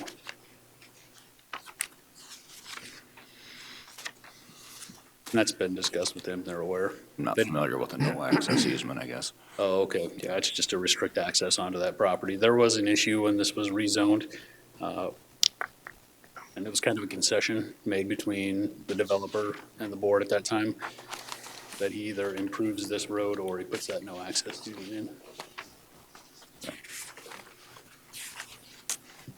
Additional questions for Jason? I've got one here. Condition number 8, and it's a simple one.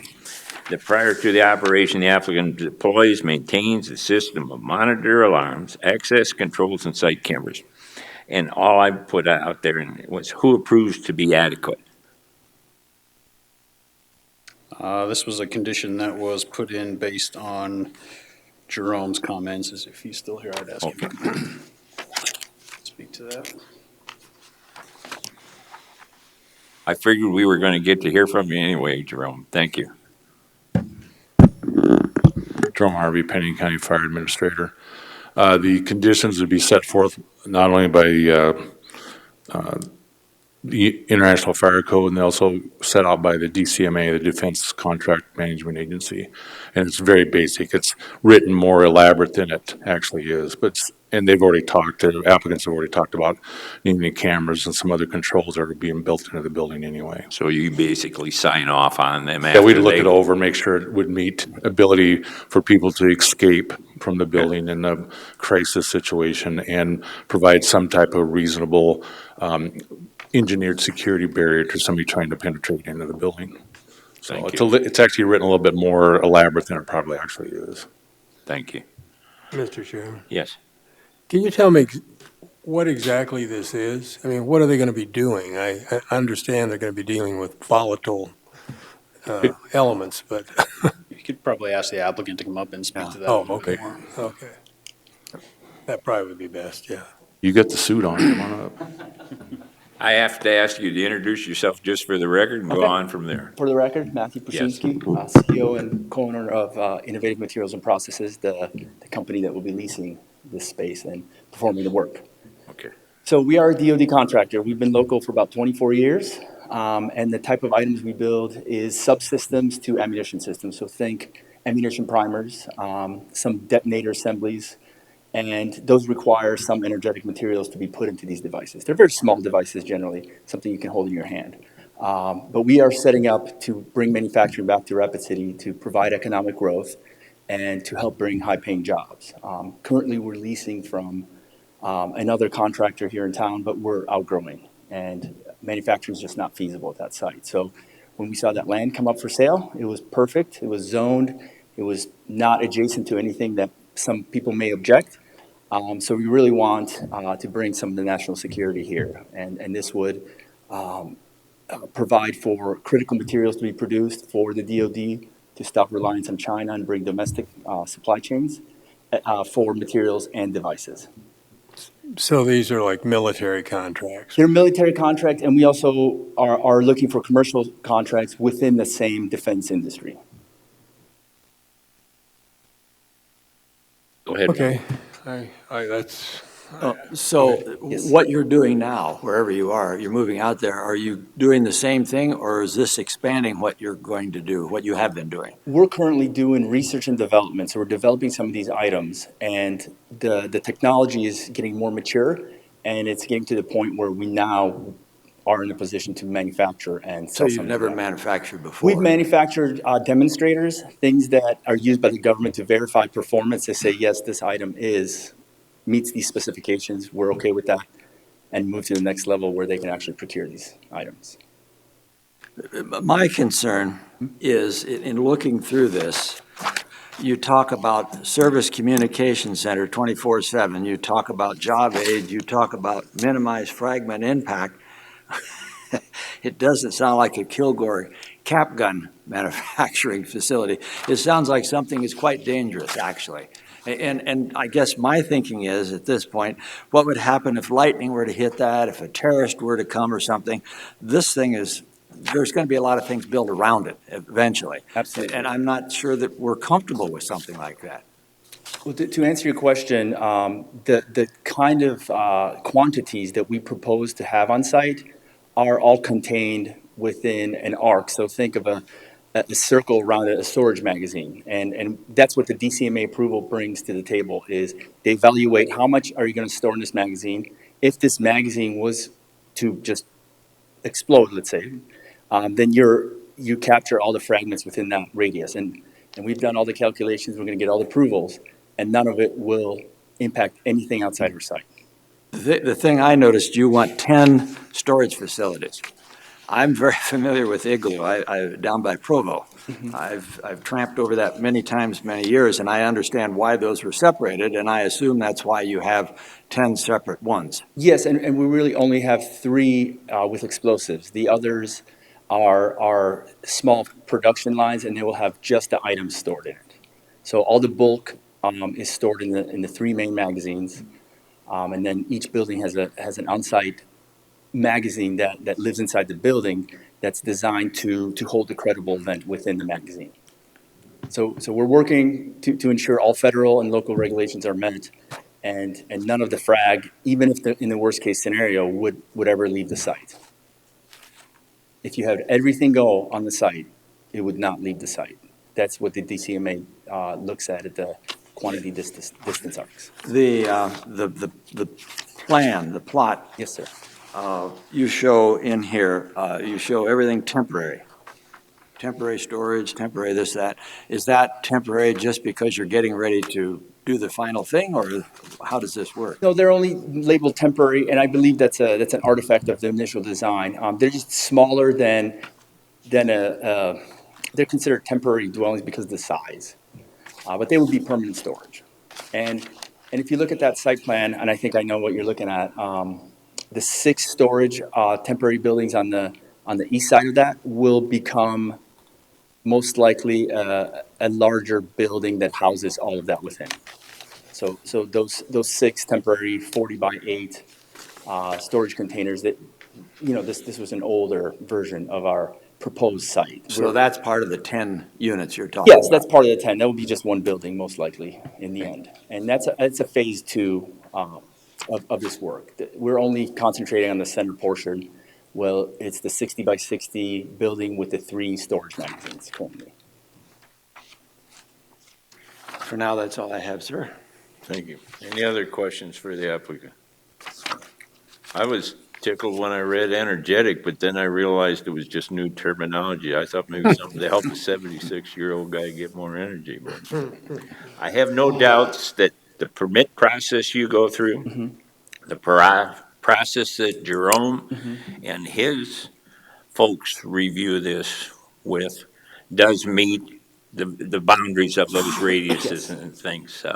And I'm glad to hear that. And I think you have picked a piece of property, assuming that it meets that does come within the parameters of what your plans are, your mission. Yes, sir. So I'm satisfied with what the answer Jerome gave me, and I wanted to let you know that you guys will decide what's adequate, and you're going to get it done within those parameters. Absolutely. And we want to work with the city. We want to work together, not just get things done and approved, but we want to make sure everybody's happy and everybody gets what they need out of this. Thank you very much. Any other questions? All right, thank you. Thank you. Jason? Any other questions for Jason? Mr. Chair, I'll go ahead and move to approve conditional use permit CU 23-25 to allow for the manufacturing, storage, processing, and testing of energetic materials on the subject property per staff's recommendations with 21 conditions. Be 22 now. Excuse me, 22 conditions. Thank you, Ron. I will Is there a second? I will second that. Moved and seconded to approve per staff's recommendations, CU 23-25 with 22 conditions as revised by Jason. Discussion from the audience. Yes, ma'am. Yes. I have to have you introduce yourself just for the record, and you go on and speak from there.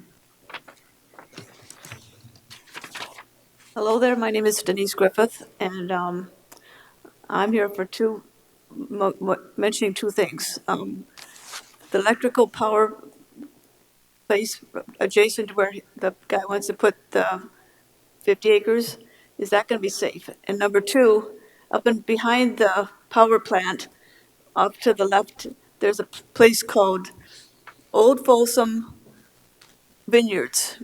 And I'm wondering if that'll have a factor on their property, because they have a thing that says no drift zone. And also, for the record, I'm the one that owns that property at the top of the hill with the two tall trees at the 7808, just adjacent to A1 Auto Recyclers. And I'm okay with this proposal, as long as it doesn't ruin my view. And also, to the south of that property thing, there's a reestablished lake, a little pond, and there's a lot of wildlife still there. So that's it. As long as everything just stays nice and doesn't get too cluttered and junky looking, it's fine with me. Thank you, Denise. I'm going to see if Jason, now you're aware of the electrical power that. Right, and those she's are all covered speaking. through the site plans that have been submitted to DCMA and the ETF. They're beyond that radius that they're required to meet. Okay. And then the vineyards as well, then? I guess that would be a radius question. The vineyards, like where are they? Like the applicant stated, all the explosive arcs are contained on the subject property, so I'm not familiar with the vineyards or where those are, but. Can you show us, Denise? Can you give us an idea there with that? Let's see, the vineyard is. So Jason, can I ask you a question while we're doing that? So to the north and west, that's, what is that, A1 or A auto, it's an auto salvage? Auto recyclers, auto recyclers. Is that where it's at, Denise? On top of it all. Ron, we'll let you go on here in just a second. Okay, so here's the power plant, and then up around here is where the vineyard is. All right. And there's the Old Folsom Road, so right in this area here is where the vineyard is. All right. Thank you. Yep. I appreciate that. Yep, you're welcome. Thank you, Denise. Yep, you're welcome. Thank you, Chairman. You bet. Chair. Ron, go right ahead. Sorry. I was just wondering, that's an auto salvage yard, right? It is. So, I don't know how anything could be worse than that as far as aesthetics. I have a key view here. I can see the whole entire bluff up there. All right, thank you. Any other from the audience? Any discussion from the commission? Go ahead, Mike. Have Mr. Harvey come up real quick here. This is seems to me a complicated setup as far as emergencies and things. What do you think? Number one, the price of freedom is expensive. For us to be able to stand here and get ahead of the curve and stay ahead of the curve, it takes people like this to keep us ahead of the curve so we can stay free. The second thing, as far as complications, and that goes back to the job aid, and there's nothing worse for us than dealing with explosives and dealing with stuff that we don't deal on a daily basis, and that's why we put the requirement for the job aid. And what that does, and I can give you a pile of examples of that, is working with the gentleman here. They will help us develop a job aid that will, I hate to use the term short circuit, but shorten the learning curve for our people. The other thing that on the site, and having been around explosive sites, and you've really got to separate the conversation from, Igloo and what was going on then to what's going on now. And the low quantities of material, the fact that they've been very open about what's going on and come to us first and give us a chance to have input with them and work directly with them. And then if you look at the design of the building and what they're looking at, it is a small quantity situation. It's not a Hollywood mass type situation. And they realize that the gentlemen live in the area. It does nothing positive for them to go off the rails, if you will, and develop some kind of, Dr. Doom type situation. Doesn't do anybody any good at all. So that part of it. The complication piece of it, there's a lot of material that's already in place. There's signage, et cetera. We're not reinventing the wheel. The only thing that we asked them to do is, in the job is short circuit the acronym LESAP, learn every stupid acronym possible.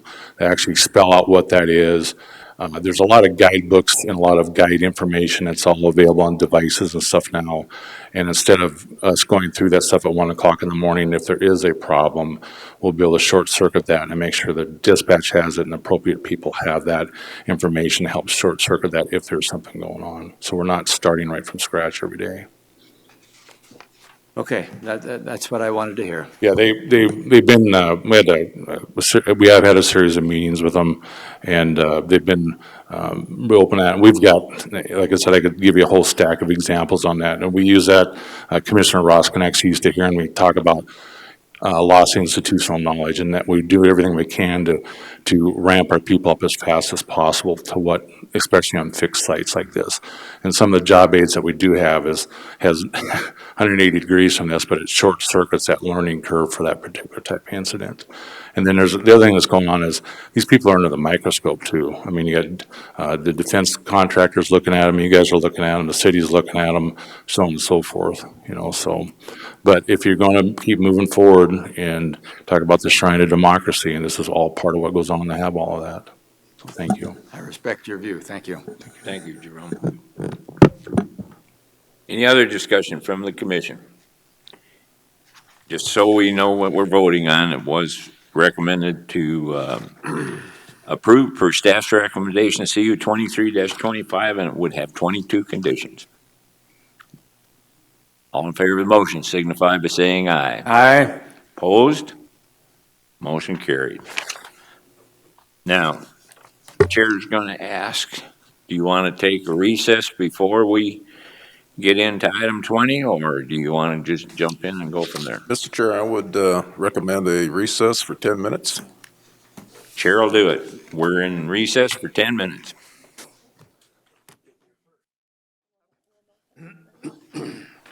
Going to recall the meeting to order. Got a couple of housekeeping things. We're going to probably ask Brittany, I assume that's the way the motion is going to go, to work with us on this ordinance review. Just a couple of housekeeping issues. One, we did receive a last minute now, just so nobody jumps on our program. We don't have the same rules as the Board of Commissioners. We do not have a rule that limits people sending us information at the last minute. The commissioners, I believe, you have a 24-hour rule before meeting, I think, but whatever it is, it's different than ours. So we did accept one, and it probably will be part of the discussion when we get to the ordinance amendment. It's from Larry Tuber, and we did receive that, and each member got your copy, correct? Okay, good. Second one is that we'll need a motion to go back, and we are discussing item number 5 from the memo, and number 7, we did throw in a couple items, got those handles, but it's still not closed. The chair would surely like to get the memo done. The memo's done a good job for us so far. But we'd like to get to moving on so that these folks that show up here can really jump into the meat of the ordinance. And then when we get to the ordinance, it is requested you as commissioners consider giving me a motion of how you want to address the review of the ordinance. And by a motion, I'm saying whether you want to have Brittany read it, whether you want to have Brittany answer based on sections to start with, that sort of thing. Under the same item, I'm basically saying the same thing as the memo, so that we do it in an organized procedure. So that's the very first thing. We need a motion to get return to the continued discussion on item number 5 from the memo, and that's density. So moved. Second. Moved and seconded to return for continued discussion on item number 5, the density from the memo dated April 24th, 2023. Discussion. Hearing none, all in favor of the motion signify by saying aye. Aye. Opposed? Motion carried. The floor is open. Guess I'll start again. Go right ahead, Kevin. First off, I'd like to extend a thank you to DeSalle for providing the information and her research. I ingested all of that. I also looked at a lot of other things. One approach that I had worked out in my head, and I'm looking for input on, is with a 5% cap, there's roughly 2,776 square miles within Pennington County. So 5% cap would be basically 140 square miles of vacation home rentals. That basically boils down to 1 per every 20 square miles. That's looking at it countywide, city, so forth, so on. City, Rapid City, Box Elder, those incorporated areas. In my mind, it makes sense that it doesn't make sense to do 1 for every 20 square miles, but it does make sense to, in my head, that if we had 1 for every 2 square miles, that would be definitely keep everybody separated well. It wouldn't saturate any neighborhoods. There are neighborhoods that have been designated as vacation home rental communities, and they would be exempt from any of that distance requirement. A lot of the information provided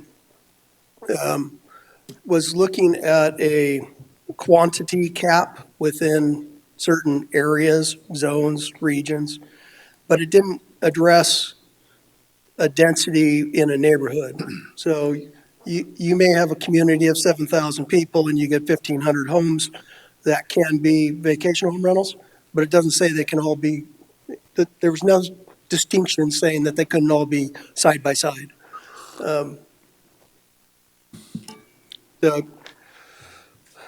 That's kind of where my thinking was going, and what I felt comfortable with as far as being able to separate vacation home rentals and keep some people that live within the hills all able to enjoy their property and not be surrounded with a bunch of vacation home rentals.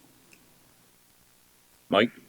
I agree with what you're saying. Let me give you an example. Right across the field from me are 3 B&Bs in a row, just outside of Hill City. And on the other side, 1 lot over is a vacation home rental. And that's what I'm trying to figure. And Silver City has more vacation home rentals than what you're saying. I suppose we'd grandfather those in. I'm just not sure how that would work. In what Dessel gave us, there are so many different things, 500 feet and this and that from one another and everything else. It's a really confusing thing. What you're talking about makes a lot of sense. I'm just not sure how that would work in our area. Mr. Chair. Ron? So if we followed that path, and there's always going to be an exception to the rule because everything, nothing's the same. So if that was the case and we had to deviate from that, there'd be a procedure that they could come to the planning commission or the commission and say, look, this is the circumstances, and could you see it? Could you lean the other way? And I think there's going to be situations, but I think somewhere we've got to have some firm footing on what's allowable. Brittany, if based on the population of Pennington County, how many, at 5%, how many vacation home rentals could we have? Just so that we all got that same number. Let me get back to you on that. Okay. I'll look up the housing units again. And I guess where Kevin's coming from, we don't have a problem with that, maybe not even 6%. We just don't want them all in one immediate area. And I don't see any wording that has any, that dictates that. And that, I just think we need to have something that we can fall back on in our ordinance. And this, of course, would only be in unincorporated Pennington Right. County. Right. And anything that's existing now and currently licensed would be grandfathered. But, you know, there's communities like Idlewild and Silver City, we understand that those, you know, people that live in those communities, they understand that, but, so there are different situations. And Happy Trails over there by Three Forks, when they designed that subdivision, if you look at it was designed for vacational rentals and single-family residences, so that somebody buys into that and they read the covenants, they know darn well that they could either have a single-family residence next to them or it could be vacational rental, but at least all that's happening up front when they buy into it. And then as Ron stated, there'd be exceptions, just like our 1 acre rule. That's something that goes through planning, but if it's less than an acre, it would come before us. If it's outside of, or within a 2 square mile radius of another vacation home rental, that would come back to us for approving that location.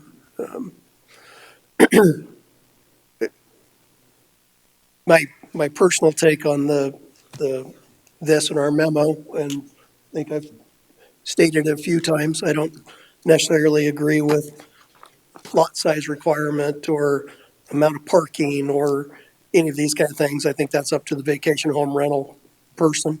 If it's operated correctly, my main angst with this is just protecting existing property rights and density, and I think this is a way we can address that.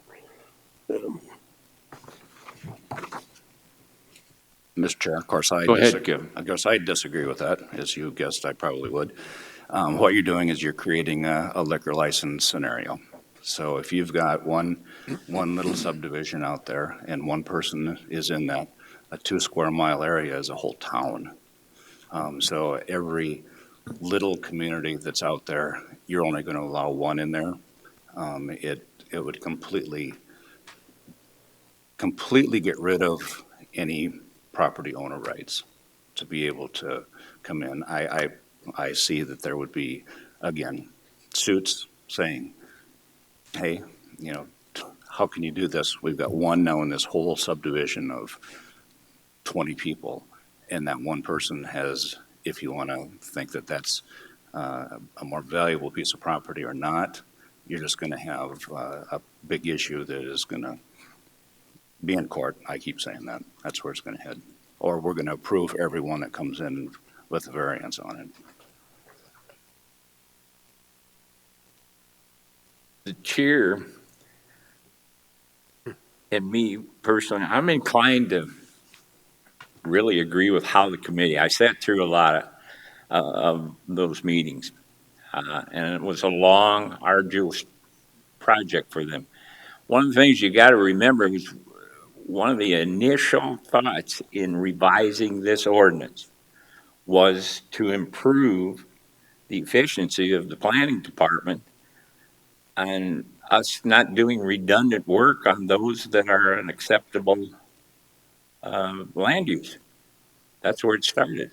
The special use permit was one of the bases for the initial review of this process.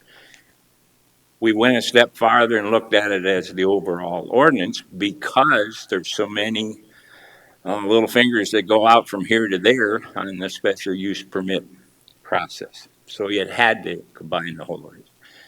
The very first thing I think of when I listen to the committee members talk about, one of the things they had to listen to was just what Kevin's speaking of, property owners' rights to use their property.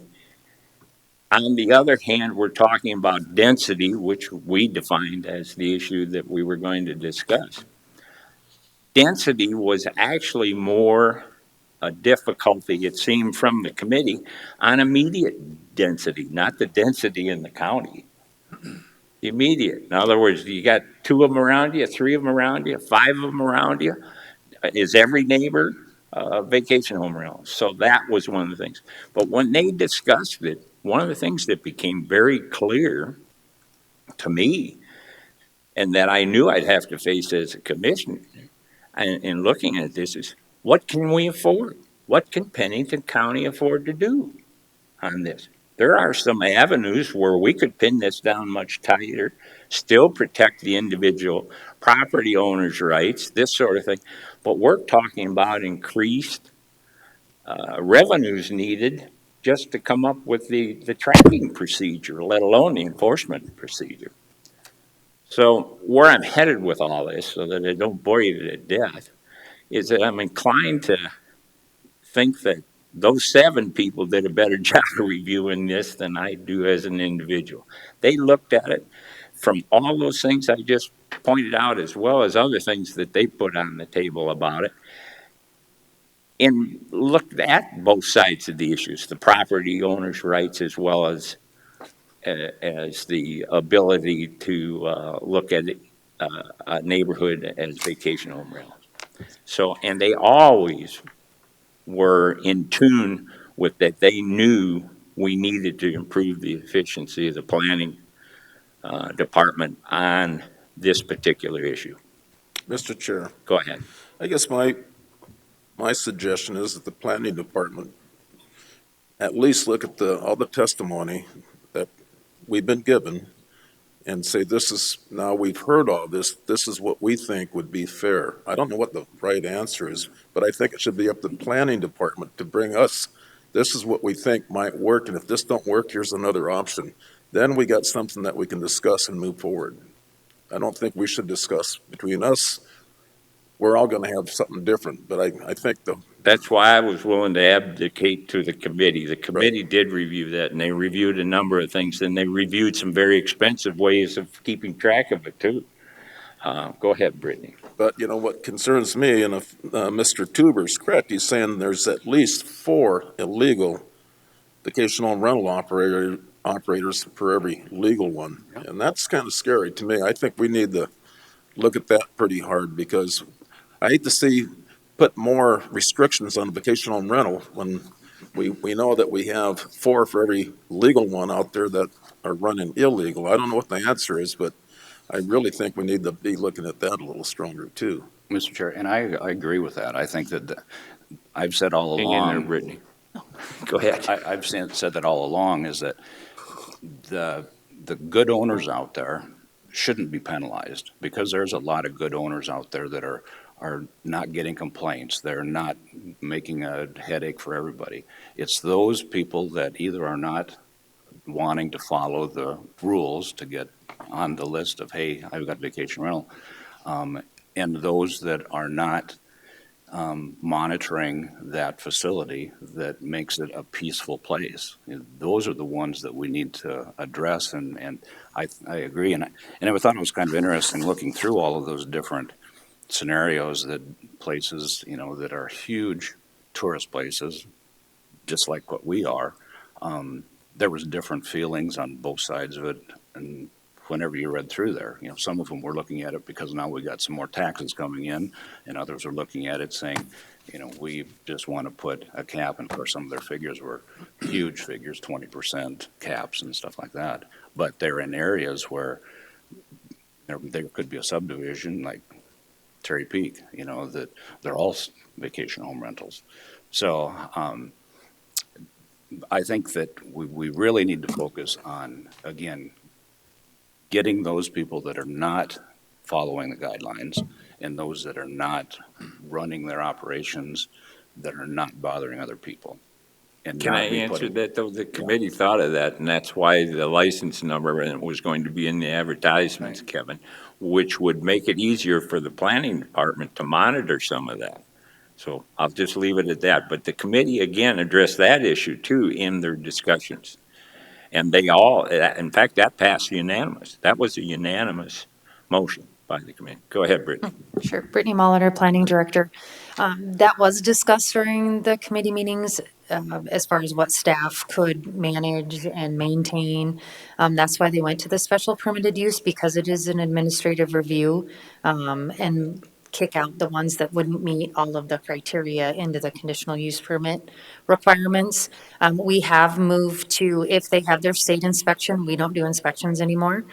So if they have their listing, their information, they have their state inspections, we don't go out and do site visits anymore. We take what the state has done, so we're not duplicating efforts anymore.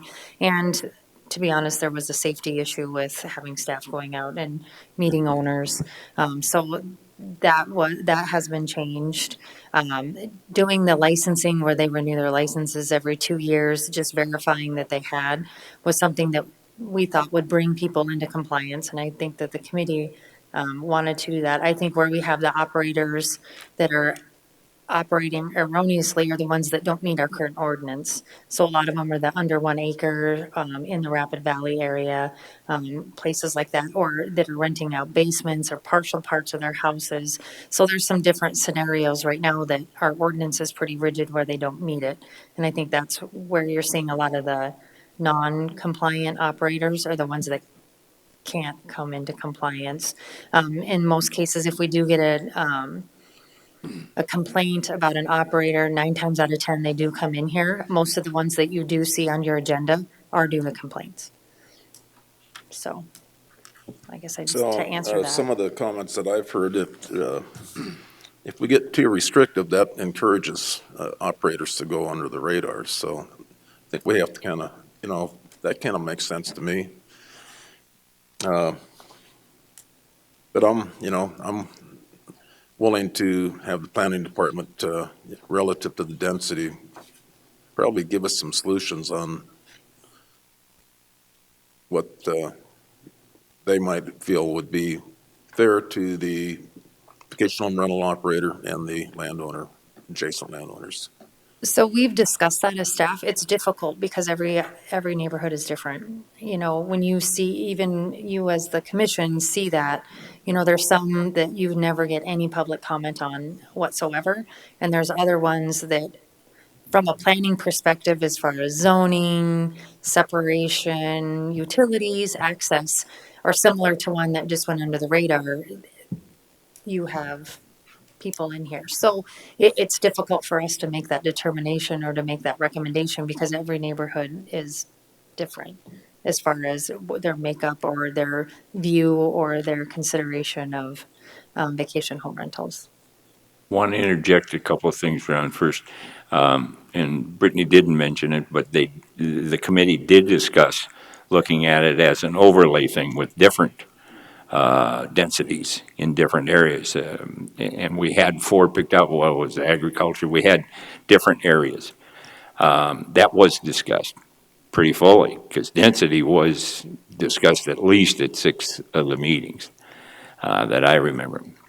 Another thing here, the fact that there have been historical legal actions on the use of property in regards to being swayed by whether a higher percentage of wants to border. I remember that case. I can't even remember what it was. I'm sure Megan would know it right off the top of her head. But in that regards, were a strong percentage, let's say 70, I think that's a suit referred to 75 or 80% of the neighborhood didn't want something, and they failed in their suit, and the property owners' rights were allowed, and that was put in there too. And that was a very old property rights case. I shouldn't say very old. Geez, I'm 76. 20s. What? It was the 20s. The 20s? Was it that old? I knew it was quite dated. That came up in the discussions. And the last thing was I wanted to make sure so the audience or the public knows we allow the comments. If you desire to comment on our comments, we're discussing the memo and we have not restricted the public from making comments during our memo discussions. Some of you know you've been here before, but I wanted to make sure the public knew that they certainly have the right to come up and, what would I say, support it or object to it. Go ahead. And I think Jason has some additional comments for Commissioner Roskinek. Jason Thennison, Assistant Planning Director. Yeah, I think one of the goals for the planning the Vacation Home Rental Committee was to gain maximum compliance with the ordinance because, like Mr. Tuber's email states, there are multiple out there that are non-compliant right now. And in a way, the committee, I think, felt to address that, to gain maximum compliance, but still have a density cap on it, was what they presented to you here. And I think that is what staff would support, because that was their recommendation. Okay, I have a question. The three bed and breakfast next to me, for example, let's back it off and let's say each one of them came into you at different times and they were all perfect. You okayed and all this and that. How do we not end up with three in a row? I mean, under the 5% thing, that doesn't do us any good. I mean. So I think under that situation, if we had maximum compliance and we had every one of those with special permitted uses or conditional use permits, if we would get a complaint about that, that's how we would address it. But I believe 9 times out of 10, the only complaints that we get are illegal operators. So if we had everyone into compliance, then we'd have a means to go address that. Because right now, we're not staffed to review VRBO every day and send somebody out to address those. Jason, is that objections from the notices sent out? Is that what you're saying? No, it's complaints by neighbors stating that somebody's operating VHR illegally. Right. Thank you. Yeah, and with the difficulty with that our ordinance enforcement runs into is that 14-day rule. Because if he does, say, oh, they'll say, well, it's for our family and friends, or unless we have a legitimate complaint from a neighbor that will actually substantiate, it's difficult to prove it, so to speak, in some senses. You can on VRBO if they have reviews and things like that, but it takes some, the neighbors typically to file those complaints to do that. But this is after the fact. What I'm concerned with is before the fact. How do you say yes or no if there's like 2 in a row? I don't want 2 in a row, but how do we do that? We don't, because there's no restriction. That's what I'm getting at. The 5%, it really doesn't help you. So unless there's a hard fast, like a 500 feet or 20% in a certain area, it'd be difficult for staff to be subjective as to who gets what, where, without some kind of criteria. I mean, we'd have to have specific criteria to deny or say that they meet the density cap.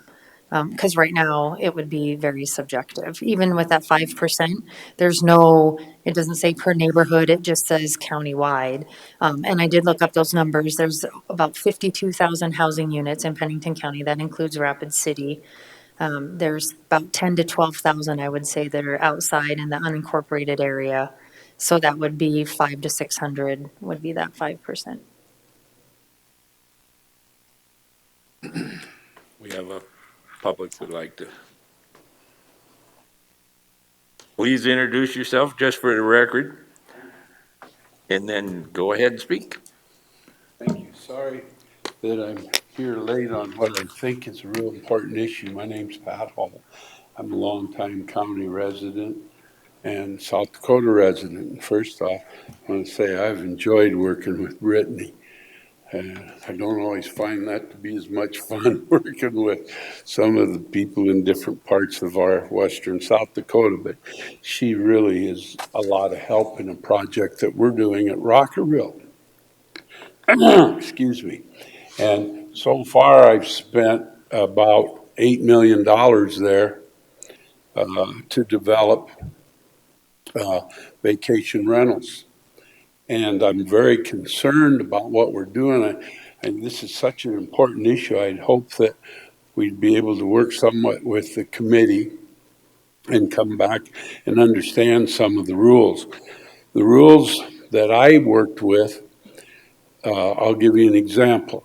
The water system that we developed in Rockerville, which we've been told is going to be one of the nicest small community ones in western South Dakota, we were asked to put in a 30,000 gallon reservoir to start. We put in 60,000. Now that runs about $3 a gallon today to put that system in. Then in the sewer system, which is a central sewer system, the county was willing to approve our location for a septic tank and drain field. But I'm doing a different system that's about 4 times as expensive so that I don't have any risk of nitrates going down into the water. Now we're going to change the rules. I mean, I'm not sure I know where I stand. We approved it, the unit for me to build 128 units. Now, if Brittany says there's 5% of those units would be 500 to 600 units, you're telling me I've been approved for 25% of the units in the county. Now, and I've spent the money to do that, and I'm doing it as business. I'm trying to make it a profitable business, and then there's some people that just do Airbnbs, as you know, that say, hey, if we can get by paying our real estate taxes, we're happy. I think there's some things we've got to look at. I don't know if I've got 25% of the business or none of the business. I'm in the process of building. We have 4 units built that are 16, and I'm paying real estate taxes on those buildings in different forms of construction. So I'm concerned and the way my PUD, which is recommended to me by Brittany to do a PUD, which we agreed to do, it has approved me, as I said, for 128 units there. But it doesn't say I got to go build 128 units all at one time. So if you go to 5% of housing units rather than by the acreage, as the rule now reads, am I allowed to have that 120? Or are you saying, no, I got to go build them right now in a market condition like we're existing in? It just doesn't make sense. So I'm hoping that we could take some time. I could sit down and understand more of the recommendations of the committee. This is so important. I don't have a problem if you want to say, hey, Pat, we'll go ahead and change 513, I believe it is. I'm sorry, it's 319. But you're grandfathered in as to what we approved for you. That's fine. I'm not sure that's the best solution. Am I making any sense? Or do you have any questions of me? I kind of agreed like Kevin. Mr. Kind of Chair. like a liquor license thing. It's funny you said that. That's what I was talking about. Go ahead, Ray. I think one of the things that we have to identify, Pat, is communities and neighborhoods are all different. Yeah. And I look at your Rockerville and the style that you've developed and your methodology behind that. I look at that similar to Silver City and Idlewild. Yeah. And other developments that are earmarked for vacation home rentals. Yeah. And those are the ones I don't have a problem with because when they buy these, they're buying into that concept. And right. Where I get the problem is somebody out there by Johnson Siding that spent $600,000 and then all of a sudden they're surrounded by. Those are the phone calls that I get. I have. That's why I'm saying don't get in a hurry, Ron. I know it seems like it's taken a long time, but there's a lot of issues on this, and I think I could help, and that's what I'd like to be able to do. I know you say you don't have a problem, but the way it's recommended, as I see the changes, I think it is a problem. I think you're making a big problem for me. I made an investment based on what you told me to do, and if you grandfather me in, I don't have a problem. But if you're going to make me, as this one of the things Brittany said, hey, you're in the form of construction. You don't really qualify because I don't know if I'm approved or not. Pat, can I have Brittany come up because I was Yes, worried please. you're going to Thank stick you. 5 Thank you. questions. Well, I was worried you're going to ask me to remember 5 questions. I'd rather take them one My at a time. apologies. Go ahead. No, I just want to give some history so people know, under his PUD, he has 4 plexes. And some of those 4 plexes were designated for vacation home rentals in his PUD. With the new 319, with them not allowing them in multifamily, that poses a problem for his PUD. So that was something that we were working with to try to figure out how to amend his PUD to call them hotel units, motel units, if this goes through that way. So we're trying to look at some options, but there are PUDs out there that do have this, that are in the same scenario that Mr. Hall is in, where they were created with the understanding that this was going to happen. However, they're not established. So the new ordinance goes into effect. Now he's under the rules because those units weren't established. So I just wanted to give you some history of where he's coming from, to know. I look What- at it what like we're- whoops, sorry. No, I just wanted to make sure that they knew where you were coming from, that just at least the I look history. at it as I'm already approved.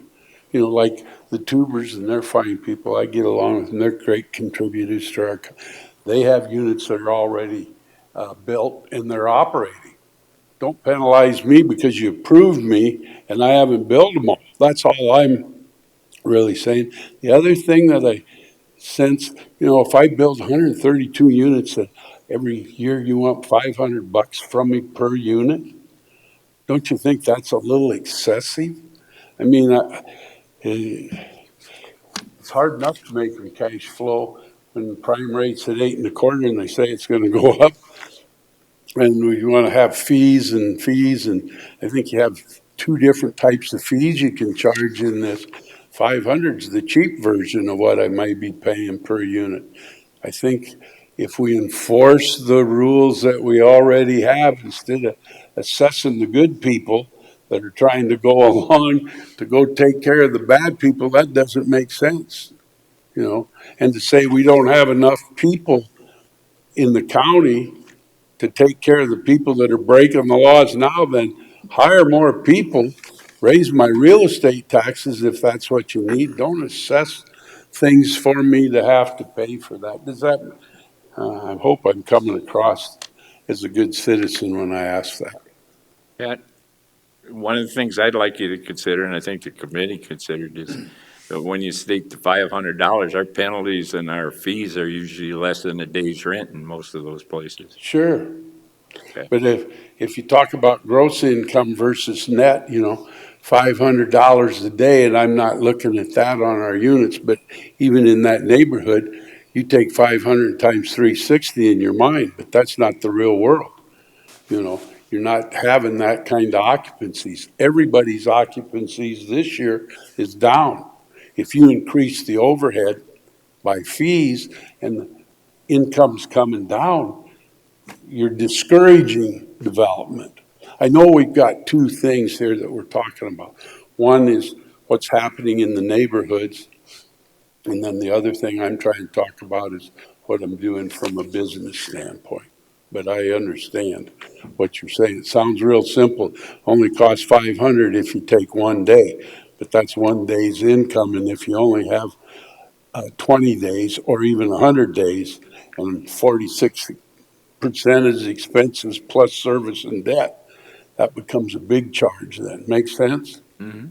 Thank you. If there's any questions, I'd be glad to Mr. answer. Chair, so Pat, I'm here to listen, and I'm glad you came up and spoke your piece, because Well, I'm going to listen. Every bit of testimony today, I'm going to listen, and sooner or later, we're going to have to make some decisions. Right. But it's. I just hoped it'd be later. So we can do more consideration. I don't think we're in a because big it is hurry. big deal. Thanks for coming, Pat. Go right ahead. Hi, Tom Holm. Just thought I'd make a couple of observations. When Mr. Burton, as far as 2 acres, I'm not sure we're coming up with that number, but that's 1,280 acres. So within 2 square miles, you're talking about a possibility of 1,280 separate 1 acre homes. I don't know where that number comes from, but to me, that's a crazy number. I can't imagine how you would do that. Secondly, Mr. Roskinick, at the last meeting, you basically tasked planning and zoning with coming up with some research so that you guys could act on that research. Now we're asking them to come up with more information for you. I think it's, at this point, beholden for the committee to start to look at all the different information you've been giving, especially since you tasked the committee to begin with to go through all this information and provide you some recommendations. It appears to me like you're kind of taking that recommendation, just throwing it out the window and starting all over again. So I'm questioning the way we're going here. I have to agree with Commissioner Johnson that I think you should go back to the information you asked for, you were provided, and act on that information rather than starting the whole process over again. Mr. Chair, and I agree with you on every item, I agree, except density. I think density is just too broad. It's just very broad. It can be interpreted a million different ways. I think we need to refine that just a little bit. I don't know what the answer is. I'm here to listen. But I think just 5% or 6%, when you sit there and look at what other communities have done, you know, they've dialed it in just a little tighter. That's just my, and these, I'm the one that gets the phone calls because how many vacation home rentals are east of Rapid City? Not that many, but how many are from between Rapid City and the Wyoming border? Quite a few. And those are the ones that I get the phone calls. So I'm just trying to figure out, how do I sit there and respond to these people? Well, and I understand the conflicts that are caused by vacation home rentals and property owners. I think as far as planned unit developments, that should be an entirely different animal. Absolutely, and I agree. I think comparing that with single-family homes that are being operated 4 or 5 months out of the year is completely different. So as far as the density number, those numbers shouldn't be included in that density at all. All right, and I agree with that. Well, and as far as density, I don't know how you go about doing that, but it is different in every neighborhood. It's different in every block. It's different in every street. You can go out to Wall, South Dakota, you're still in Pennington County. It's a very different animal than you are up Highway 44. So how you come up with hard and fast rules, I don't know that there is a way to come up with hard and fast rules that apply to all those different situations. So now you're getting back into the CUP situation, which I understand puts a lot more, gives them a lot more work to do in their offices. I know I heard last time a recommendation for 250 square feet between buildings. An acre, each side, if it's a square acre, is 208 feet. So to be 250 feet away, you couldn't even be on an acre.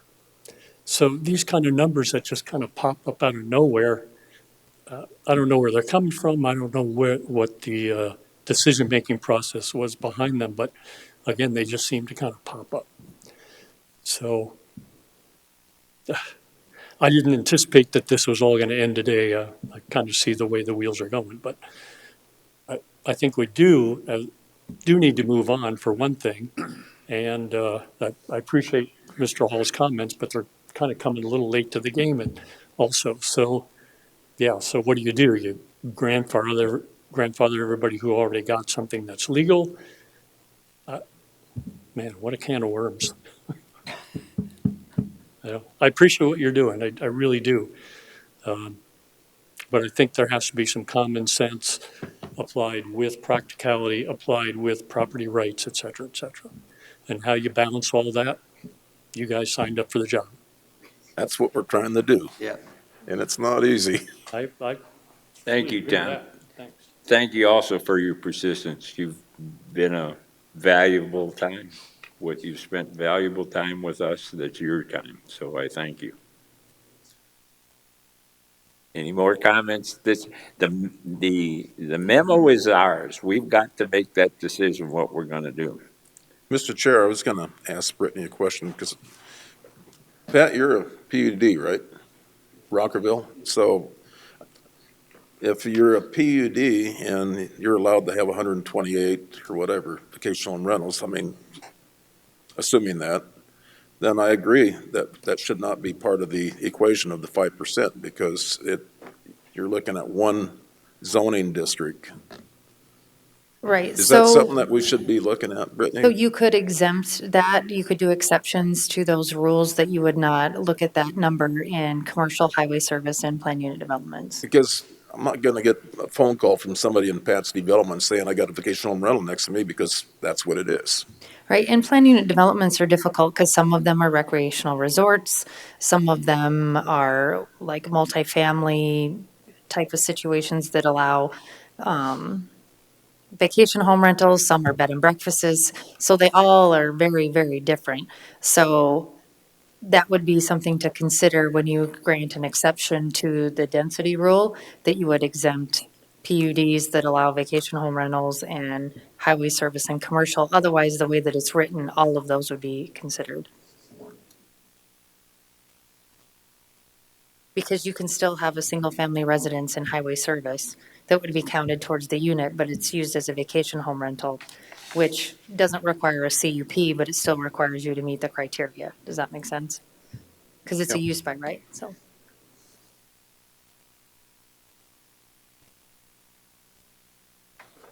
Chair did say we'd like to conclude the memo today. I think we need to move on. I think that's been brought up here in several of the conversations. I think we need to move on and, put the dice on the table. Right? What we've got here with the 5% basically is we're relying on Brittany and her crew to do the right thing. I mean, and not that they can't, but they're the ones making the decision. So you got a guy that's got a house and there's a vacation home rental they want on each side of him. I mean, who makes these decisions? It's going to be Brittany's group, the way we're set now. I'm not saying that's wrong, but what happens if there's a wild card in that section instead of Brittany? I mean, we're relying strictly on them with this setup, and I don't know. I'm not saying how to do it. I'm just saying we're putting a lot on her and her group.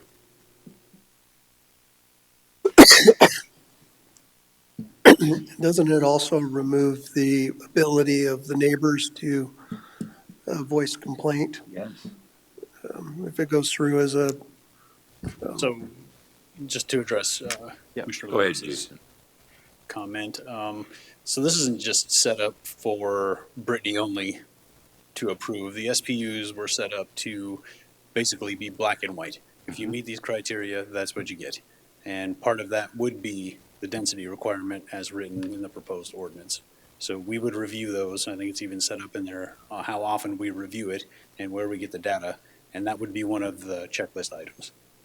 But it's only 5%. I mean, how do you apply that to, like you say, I've got a house here and they want to put one here and they want to put one here. That's not over 5%. It won't address it. It doesn't address it in that way. That's what I'm getting at. Yeah.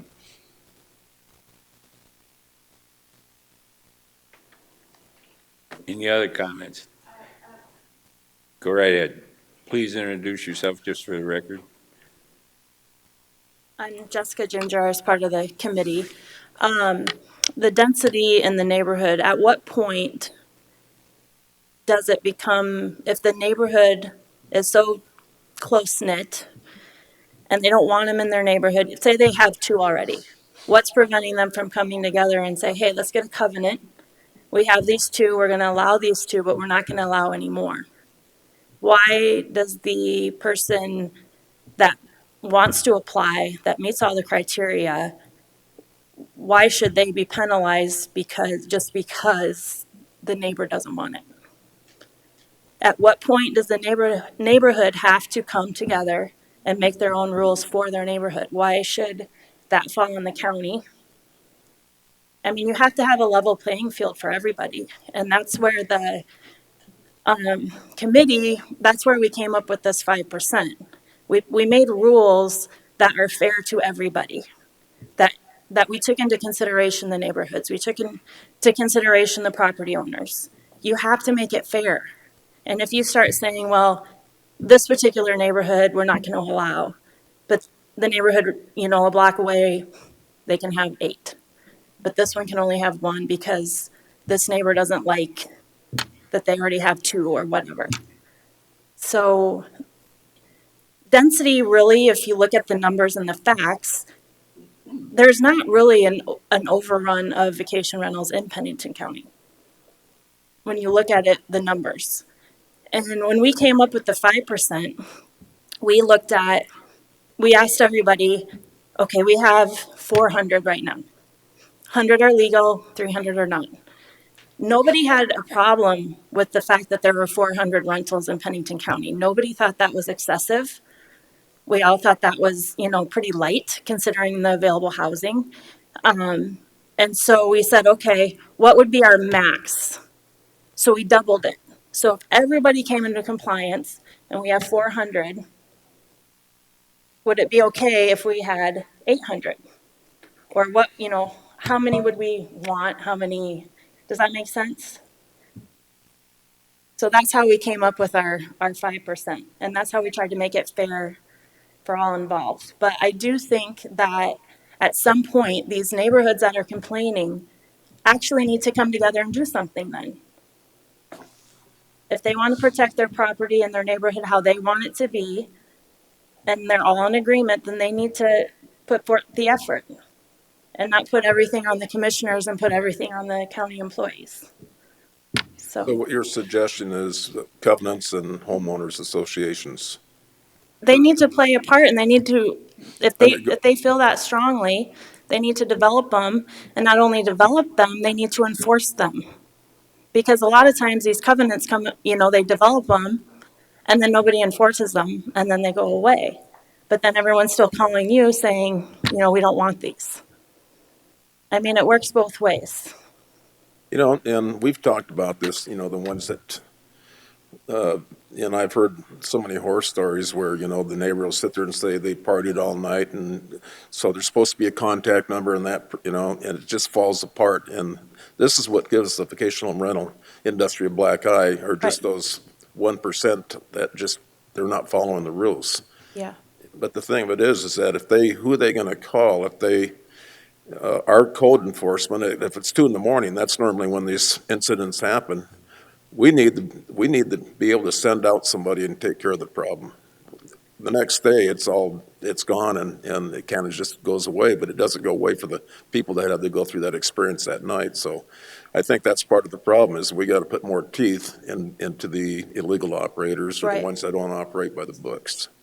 And Brittany, when you say illegal, does that mean that they did not get a license with the state or just didn't get a permit with the county?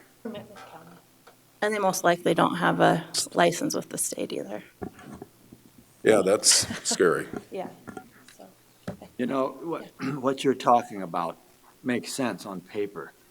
I've been around enough housing developments with HOAs and with covenants, and a lot of times the reason they're not enforced, people don't want to spend money on an attorney.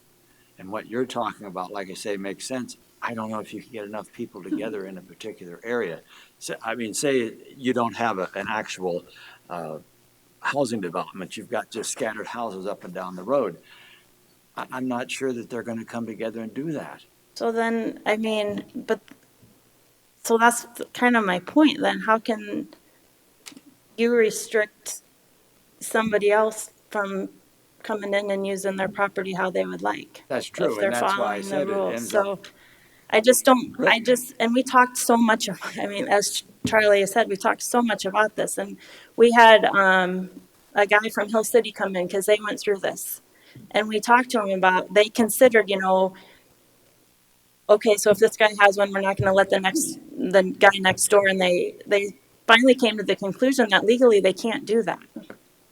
So I think trying to set these 250 feet or so many per square mile. And we talked about this with Brittany and Jason too, like, what do you guys want to see from the administrative standpoint? Like, what can you handle? What's a good idea? What's not a good idea?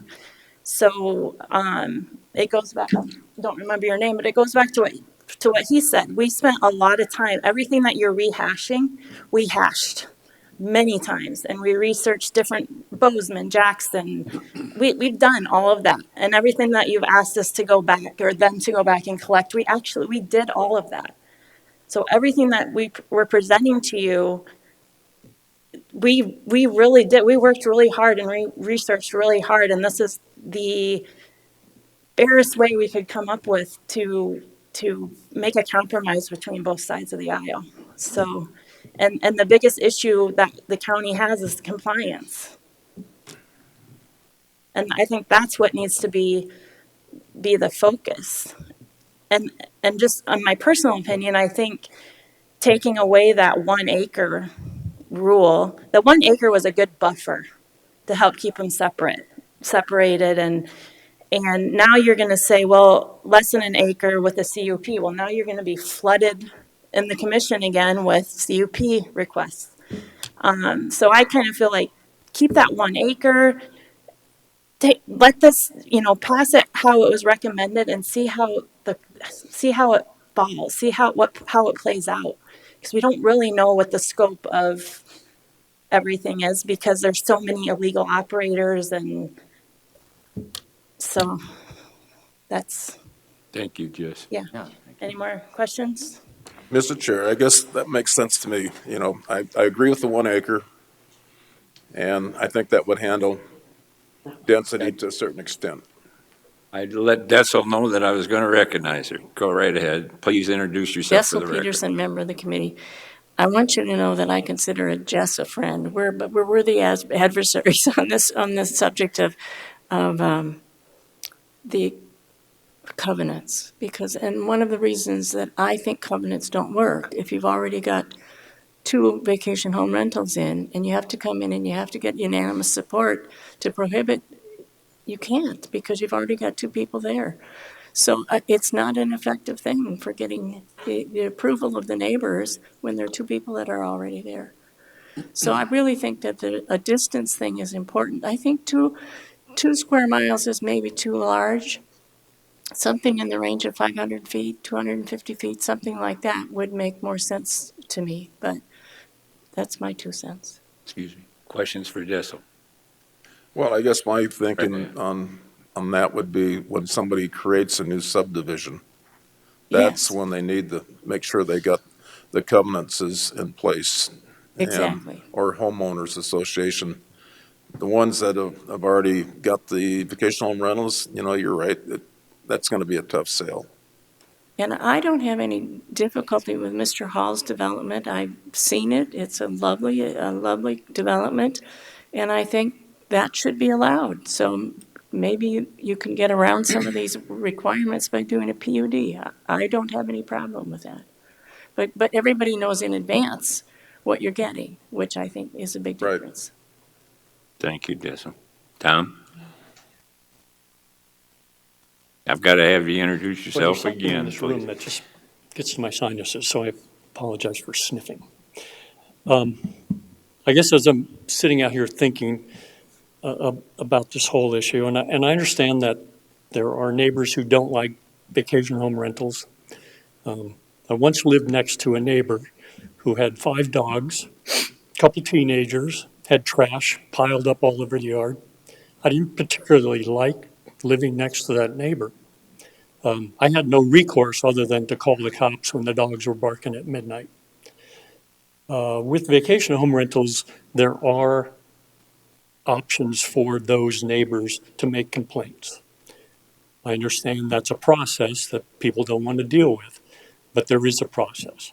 I also understand that the vacation home rental industry tends to weed out the people who are problems, and through the complaint process, you as a neighbor have the option to make those complaints, and enough complaints are made, then certainly the SUP or the CUP would not be renewed.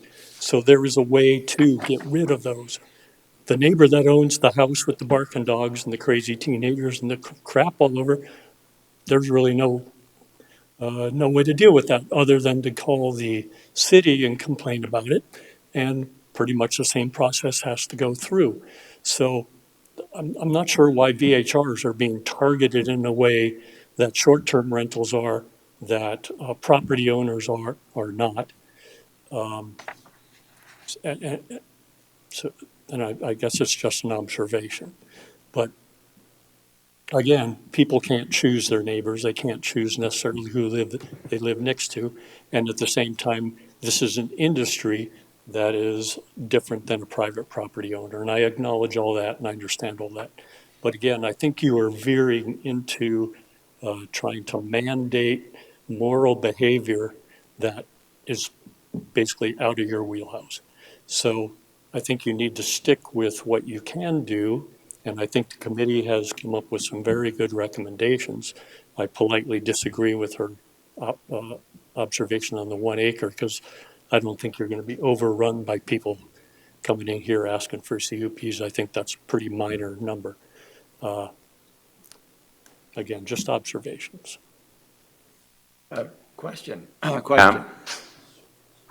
Are you okay with the 5% rule?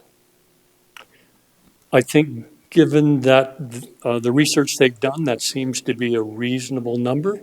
I think that as the years go by, that number may need to be revised, but I don't think you can look ahead 20 years and say, we're making rules now that will work 20 years from now. They may not work 10 years from now. They may not work 5 years from now. You may have to come back and look at this whole situation again in 5 years, 10 years, I don't know. But to try and look out some number of years and say, this isn't, we're now done with this, it's all good, I think that's rather naive. You know, this, what's happened around the Deadwood area, even just in the last 5 years, is no one would have believed that that was going to happen. The amount of development that's going on up there is insane. And I don't know if it's going to work for those people or not, but if you had been making rules 5 years ago for what's going on now, I don't think those rules would be applicable. So for now, yeah, I think that's probably a reasonable number, especially if you exclude planned unit developments. But that may have to change. Tourism is a huge part of the Black Hills, and I understand that the hotel industry may not necessarily like VHRs, but I don't think they're, in my opinion, I don't think they're really impeding on their business a whole lot. There probably are circumstances where that does happen, but overall, I think the people who go to hotels and the people who go to VHRs are kind of a different crowd. Again, my personal observation. So to answer your question, yeah, I don't really have a problem with it now. 5 years from now, that may not be workable anymore. Thank you. Mr. Chair, can I just read some of the highlights from this Larry's? I'm gonna, if you give me just a second, I think you'll be happy. Robert's rules desires that we don't tell why or give our preference of why we voted for a particular position on a matter after a motion. Chair's going to allow every one of you to have your say if you so desire to have your say, but I think it's time to move on, and we've got a job to do here, and part of my job is to see that it's efficiently done and we don't constantly retread over the same things we're retreading. And I'll start the matter. I think density, and then I'm done. You're not going to hear from me. Density was a quagmire that the committee inherited in trying to attempt to do what they were originally given to do, because it is part of it. And that is develop an ordinance that would allow for a special use permit. And they went through with that when they originally started and it came up, but density became involved because of the community. I don't think you can look at density in this quagmire and say that we're going to honor everybody's property rights under anything density that we can come up with. I just never did think of it. Nobody's convinced me yet that we're going to develop a system that's not going to be challenged or that isn't going to, in fact, arbitrarily affect somebody else's property rights.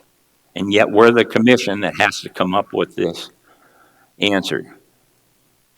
So where I'm headed with this is I think it needs to be set to the side. If density can finally develop, or if we can afford to follow the procedures of some of the things the committee reviewed as a county, if we can afford it, then yeah, maybe density. But if you looked at the additional research that you asked the staff to do, each one of those communities from different parts of the country, also on top of deciding whether it was a number as a density or whether it was a percentage as a density, look at the references and that it's a kind of a knee-jerk thing. They don't even know whether it's working yet. Most of it's new.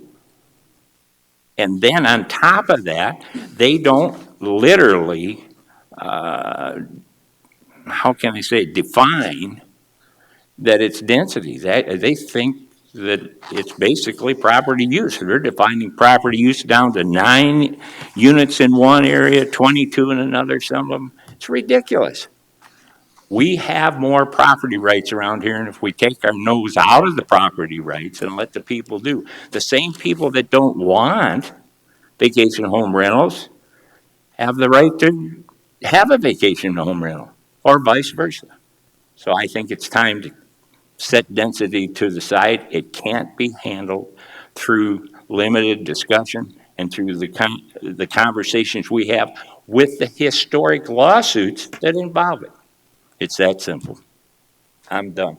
Okay, so Larry's email, he listed, this is what we do know relative to the vacational rental is, and I don't know where he got the data, but he said at least there's 4 illegal for every legal. In order to be legal, one must have a proper permit from the county and the state. And therefore, there's a duplication of inspections, and, is that really the way to go? There's little enforcement activity, and I think enforcement, we need to really work on enforcement. I don't know what the answer is. If it's more staff, but I think we need more enforcement.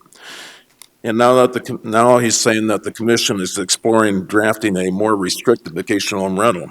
So his solution would be, or recommendation would be, to table all changes to the current vacation home rentals or vacation home ordinance, except perhaps a penalty for non-permitted operators aggressively enforce the current ordinance. Reassess the vacation home issue after 18 to 24 months when all illegal operators are either shut down or properly permitted. And I read that 2 or 3 times, and it makes sense. So I wanted to share his thoughts. And maybe we're okay where we're at. These folks worked 6 months to put something together, and why are we trying to change it? So my mind's gone all over. Unfortunately, this is my month to be here, but. I'm going to stick with what I said. You guys, before your motion, you need to if you desire to put your cards on the table, do so. Go ahead, Kevin. Sure. Looking through all of these different states and these different policies and all the things, the one thing that stuck out to me, and I don't even remember where this was from, Steamboat Springs down in Colorado. This is the crux of the whole issue. It's on their, they call it, what operation rules apply to short-term rentals. Number 6, the local responsible party shall respond to any complaint within 1 hour of being notified of the complaint between the hours of 6 in the morning and 10 at night. So they get an hour to come over and stop whatever's going on. And within half an hour, 30 minutes of being notified with anything after 10 o'clock and 6 o'clock. That's the crux of the problem right there. If there was an issue going on and the neighbor called, and if there's not somebody there within 30 minutes, then that's where either they lose their license. It's got to be something that's substantial, because again, these vacation homes can be run so smooth if you take care of any issues like that. And as was mentioned before, that's probably going to be maybe 1-2 times a year. It's not the neighbor next door that's the problem every day of the year. So I still hold that percentages are not going to work. The density, it just is, again, it's such a hard thing to grasp a hold of. But if we go back again to having rules out there, which could be part of the covenants, that you got to have, not covenants, but the ordinance, you've got to have somebody that can stop whatever's happening virtually instantly, and then your neighbor's not going to call.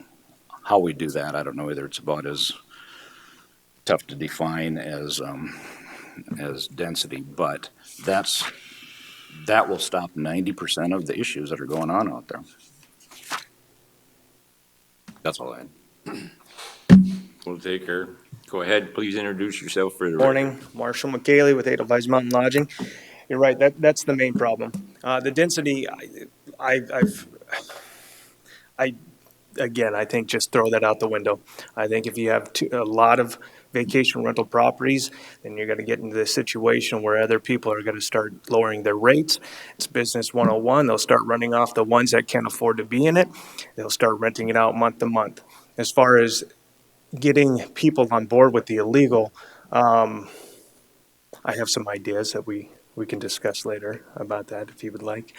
But property managers, that's what we do. We have a business. We have a commercial business off the vicinity of Edelweiss. That's how we run our business. That's where we stay. That's where we get the phone calls. If we're up there at 10 o'clock, we're up there at 10 o'clock. There's some long hours. Some days I don't think I should be doing it, but I love it. I love seeing the community come together because it runs well and runs smooth. I'm a firm believer on these HOAs. 70% says we don't want them. They don't have them, which that was the decision that they could do. And it'll clean up a lot of the mess for the planning and zoning in those areas. PUDs, they shouldn't have to worry about it. They're established, just like Edelweiss or different communities where they know that that's what it was meant for in those areas. But I think the main thing is if you're saying well, there's 4 for every illegal for every 1 illegal, that's definitely the main thing I keep hearing here. That's what we need to get to, this density cap, get beyond this and figure out a solution to figure out how to stop the ones that are illegally doing it. Questions for Marshall? It sounds to me like we want to get the government more out of it and make it more of a civil. It won't be easy. And that makes sense, except for the enforcement It's part. it's not easy, but yeah, there is some No, I truth to agree. that. But it takes the right type of individuals in each of those small developments and surrounding areas to be able to do that. Thank you, Ron. Mike? The matter at hand at this point is to put this density thing to bed. I have looked at everything all under the sun, like what Kevin's talked about. It looks to me at this point, we're going to have to accept the 5% rule and move on. We can always come back some other fine day, I guess, if this doesn't work. I don't know what would work. So to me, in order to get this thing going, I'm going to vote for the 5% if we come up with that. Mr. Chair, if we do that, I still like the 1 acre rule, if we do that, because then there's something there that says you got to have 1 acre. If you don't like that, come in front of the commission and tell us why you need something different. And then we can always make that decision, but I think we have to have that 1 acre rule.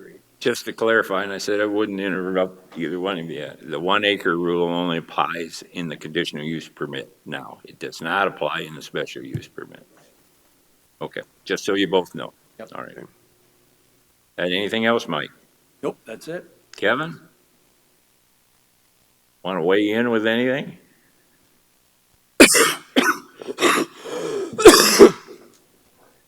Excuse me. Heard a lot of really good comments today.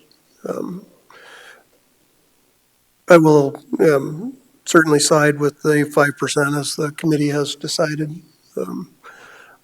I agree with Kevin on 90% of everything that's going on, with the rules and good ownership and good operation. That vies with just about any business that anybody's running.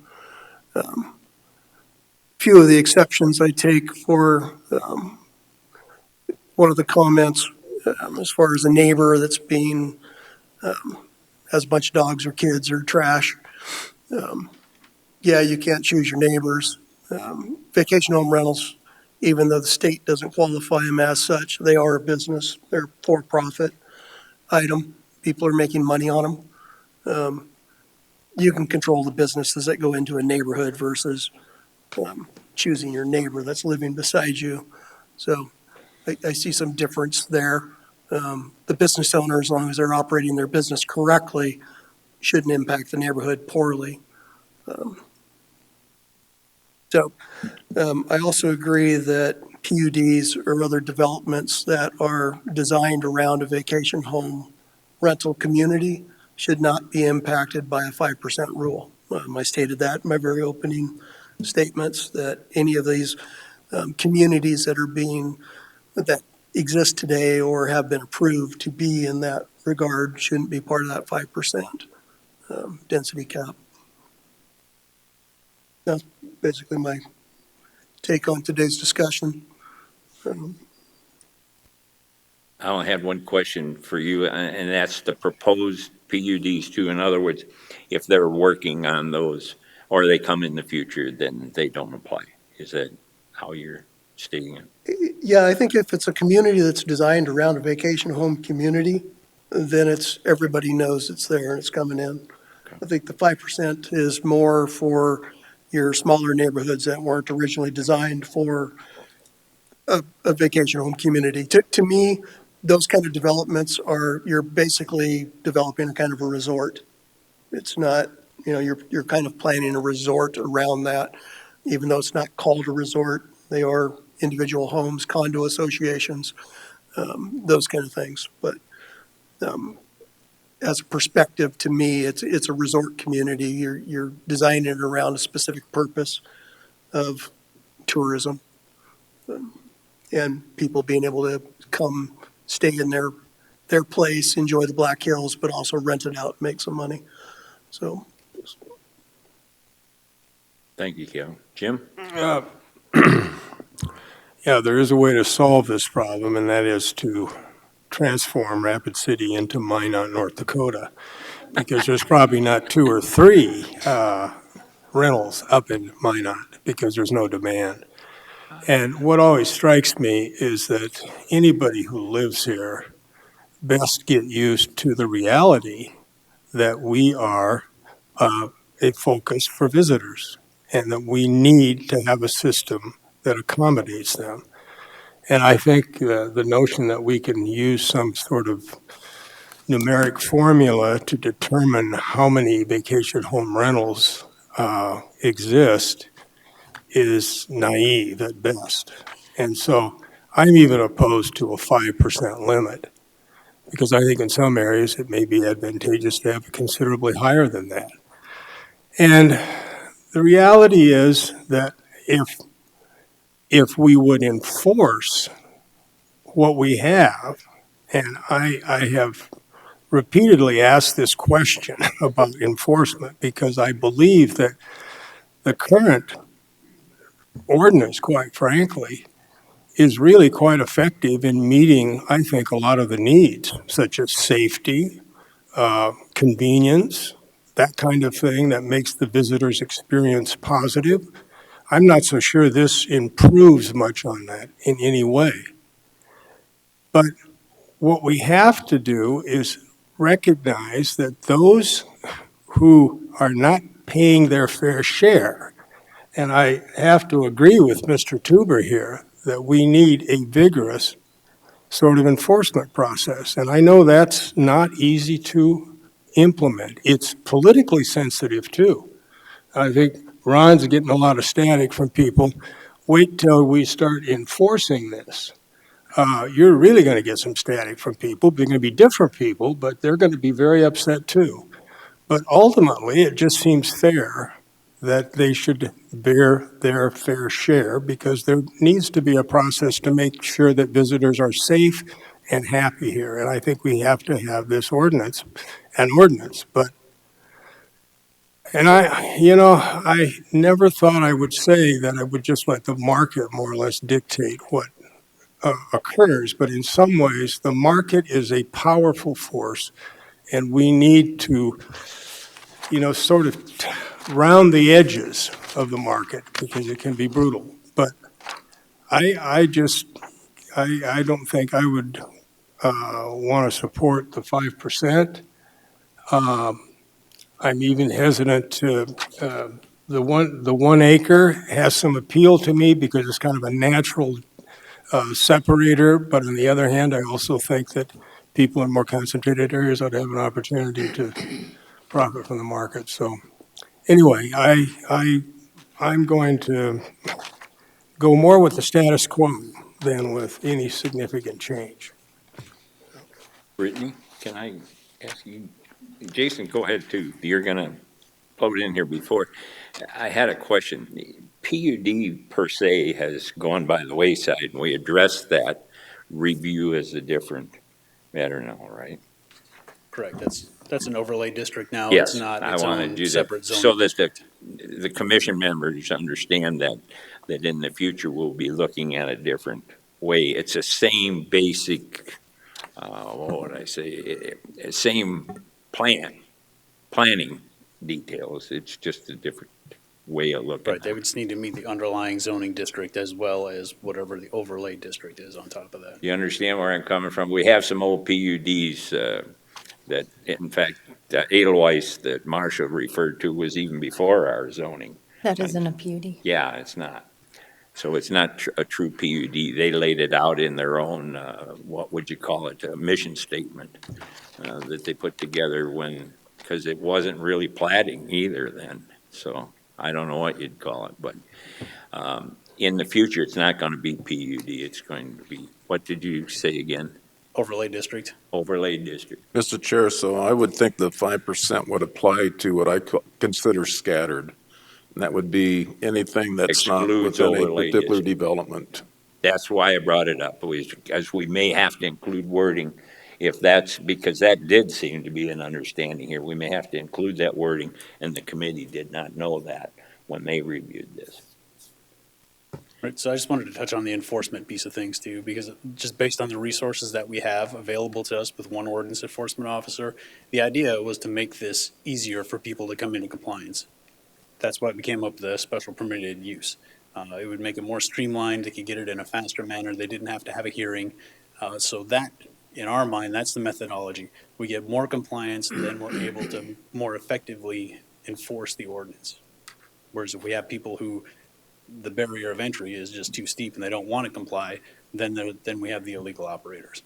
So the more compliance that we have, the more effective enforcement that we have of the ordinance. Jason, and you sat in on many meetings as I did, and that was the original priority about this. And the committee themselves, though they didn't write it in there, they felt the same thing, that to simplify and to clarify some of these things would help the participation level in coming forward and looking at it, rather than encumber them with more. Correct. Well, I would agree that that's sensible. But what bothers me is all these people who operate through Airbnb and so forth without being licensed by the county. And all we need to do is, I mean, they're advertising publicly every day. It's like, road signs out there saying, come to my place. But they're not licensed. They don't tell you that, of course. All we need to do is say, gee, I noticed that you run an Airbnb or some kind of a vacation home rental. Guess what? We invite you to come into compliance with the county ordinance. And see what kind of response you get then. You send 1,000 letters out like that, I think you'd be amazed at how quick a lot of these people would comply. But we don't want to increase our fees dramatically, in my judgment, until we get everybody in, and then we decide how much we need to maintain the program. But I think we need to be kind of direct that way. And I think most people who were in a situation would say, well, yeah, I go in and, I don't have to pay the fine, and I sign up, and sure, I got to pay my $500 or whatever, but I'm clean. But we need to kind of grab them by the ear and twist a little bit, in my judgment. So, You want to go ahead and explain? The committee did think of both of those things. Right, it's just, you may have more to add here too, but just the difficulty of one person managing an entire list of VRBOs and then on essentially a daily basis to enforce that, would have to review that entire list against what's out there now. It just becomes overwhelming for one person, and I don't know how to crack that egg. The committee added the license number in the ads. The committee also added a moratorium period, which we don't see here in their recommendations. Question. Go ahead. Do we have access to the health department records? In other words, if somebody doesn't have a license, but they have the health department license, can we see that? Do we? I don't believe there's ever been a case that we've had to go reach out to the Department of Health, but I believe it is online and we can't access it if we needed to. I was just curious. That would be a. Well, and that's, that again, they alluded to in the writing this, that it has to be turned in now. Correct, yeah, that it has to So be not just we've applied actually for, got but- the initial copy from, a copy of the one But if they actually don't from go the for state. license, if they don't go for a license and just go for the state, that's all I was getting at. Oh, the state won't work with us. You can skip that. That was looked at 2-3 Okay, committees that's back. all I was asking. State won't Yeah, work with us okay. on that thing. And you can't blame them. It's kind of like shotgunning the process and asking them to come forward and take up some of our paperwork. The previous committees looked at the same thing as the state working with us. Didn't fly. So, Mr. Chair, so the legal ones, they do pay a sales tax, right? So if Except the 14 if you're days. illegal and you're not, and the state doesn't know it and the county doesn't know it, you're not paying sales tax, and to me, that's a pretty significant offense. Yes, it is. However, having sat on the previous two, and that's the ones they brought up, those exact same things, Ron, and the state, there's wording for it. It's a legal wording. They can't be out there. We can't be shopping around for people violating. In other words, that's not their job. And it's like entrapment or something like that. I don't know, whatever they call it. But the state avoids participating in listing or locating. You can do it by asking on a regular basis the list of those that have their tax license, their health license, that sort of thing. But you'd have to ask for it on a monthly basis, and then the state will also come back to you, and the committee looked at that and say, well, we're 4 months behind posting on the thing, so we can't even tell you whether they've got it yet. It's going to, ultimately, it's going to end up with the county and the people that enforce the ordinance. Go ahead, Jess. I don't know if it's clear, but Jessica Ginger, I don't know if I have to say that again. But we are requiring in the proposal that in order to even come in and apply for your SUP or your CUP, you have to have your state license already, and you have to have your sales tax. I don't know if that was Those clear. documents So have to be furnished or they you have to won't have get it. that before they can even apply. So, My question was, if they don't come in to apply, could we go to the state? yeah, it's all on the and- website, and it's instant. Like when my inspections are done, within a day, they're on the state website. Yeah, so it's very easily, I mean, you just type in the address and it will come up whether there's been an inspection and the inspection report, if there's been violations, all of that's public. Okay. Yes, so, and I just want to quickly point out, I hope you don't consider scrapping our entire draft because I do feel like we did tweak some safety issues, with fire being one of the big ones. I think we also, added some things in there about parking and occupancy and, things that are a safety concern that I think would benefit everyone. So I hope that's not a consideration. So that's it. Thank you, Judy. All right, we've all said our little spiels. It's time to move on. We're just going to beat this dead horse. Somebody's got to put a motion so that we can clear item number 5 from our memo and get on to the ordinance. And it's going to certainly come up again in our discussion of the ordinance. But it's from Robert's rules, we're just going over past territory. Chair's ready for a motion. So when we do the motion, what are we going to allude to? We're not going to do number 5 on this. We're going to have to. You're going to have to either, so I would say you're stuck with, from the conversations we've had on this topic, you're looking at doing away with the density issue, you're looking at leaving it what the committee suggested, or a change to it. And it appears one change is necessary, and that's in regards to the so-called PUD or we have to add that wording. The PUD in commercial. And so you would want to add Have to add PUD some commercial wording. at highway service, Would otherwise, appear for sure. right, the way that it's written right now, you would consider those. Yeah. So item 7 would be what we're concerned with, plus the other you're talking about. Being number 5. For Well, I'm speaking of in the, Section 7. Oh, yeah, I was talking about we haven't completed the memo. well, that's why I say, do That's you the want to? chair's problem. We haven't got off the memo yet. I would like to get done with item number 5 from the memo. And then I think we can quickly go to 7 because we've already included the number of items in 7 that we've either denied or taken care of. Mr. And Chair, I'll go ahead and attempt to make that motion. go right ahead, sir.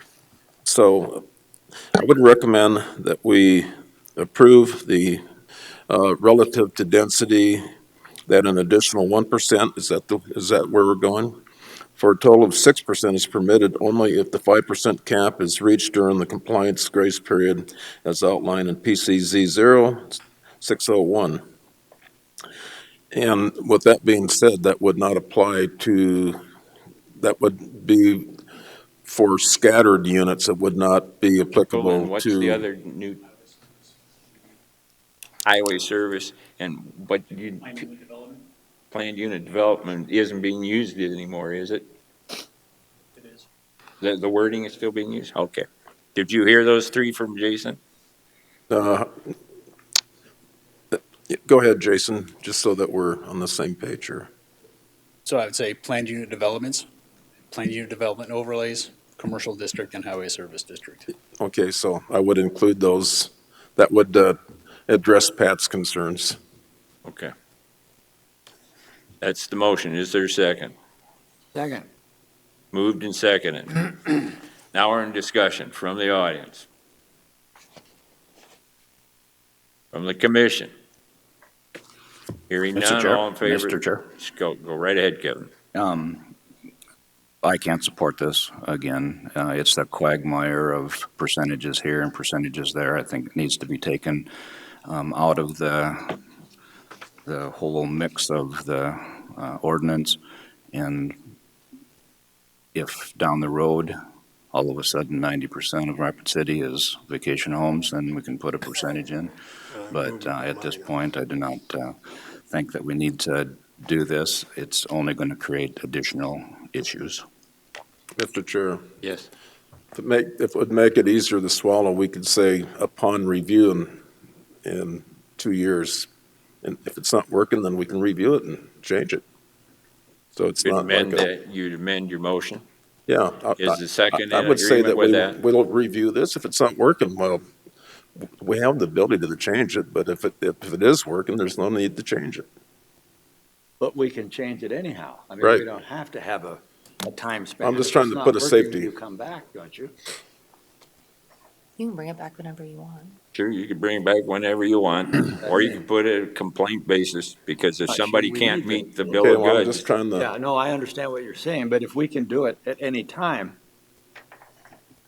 Can you put a sunset clause on this 5% and say this exists for 2 years, and if it's not renewed, it goes away? Something like that. but we could also say in 2 years, this isn't working, we're going to change it. Well, but then you have to actually change it, whereas if you don't continue it, it just goes away and you don't have to go through this process again. Just a suggestion. You're muddying the waters. Thanks, Tom, for your input.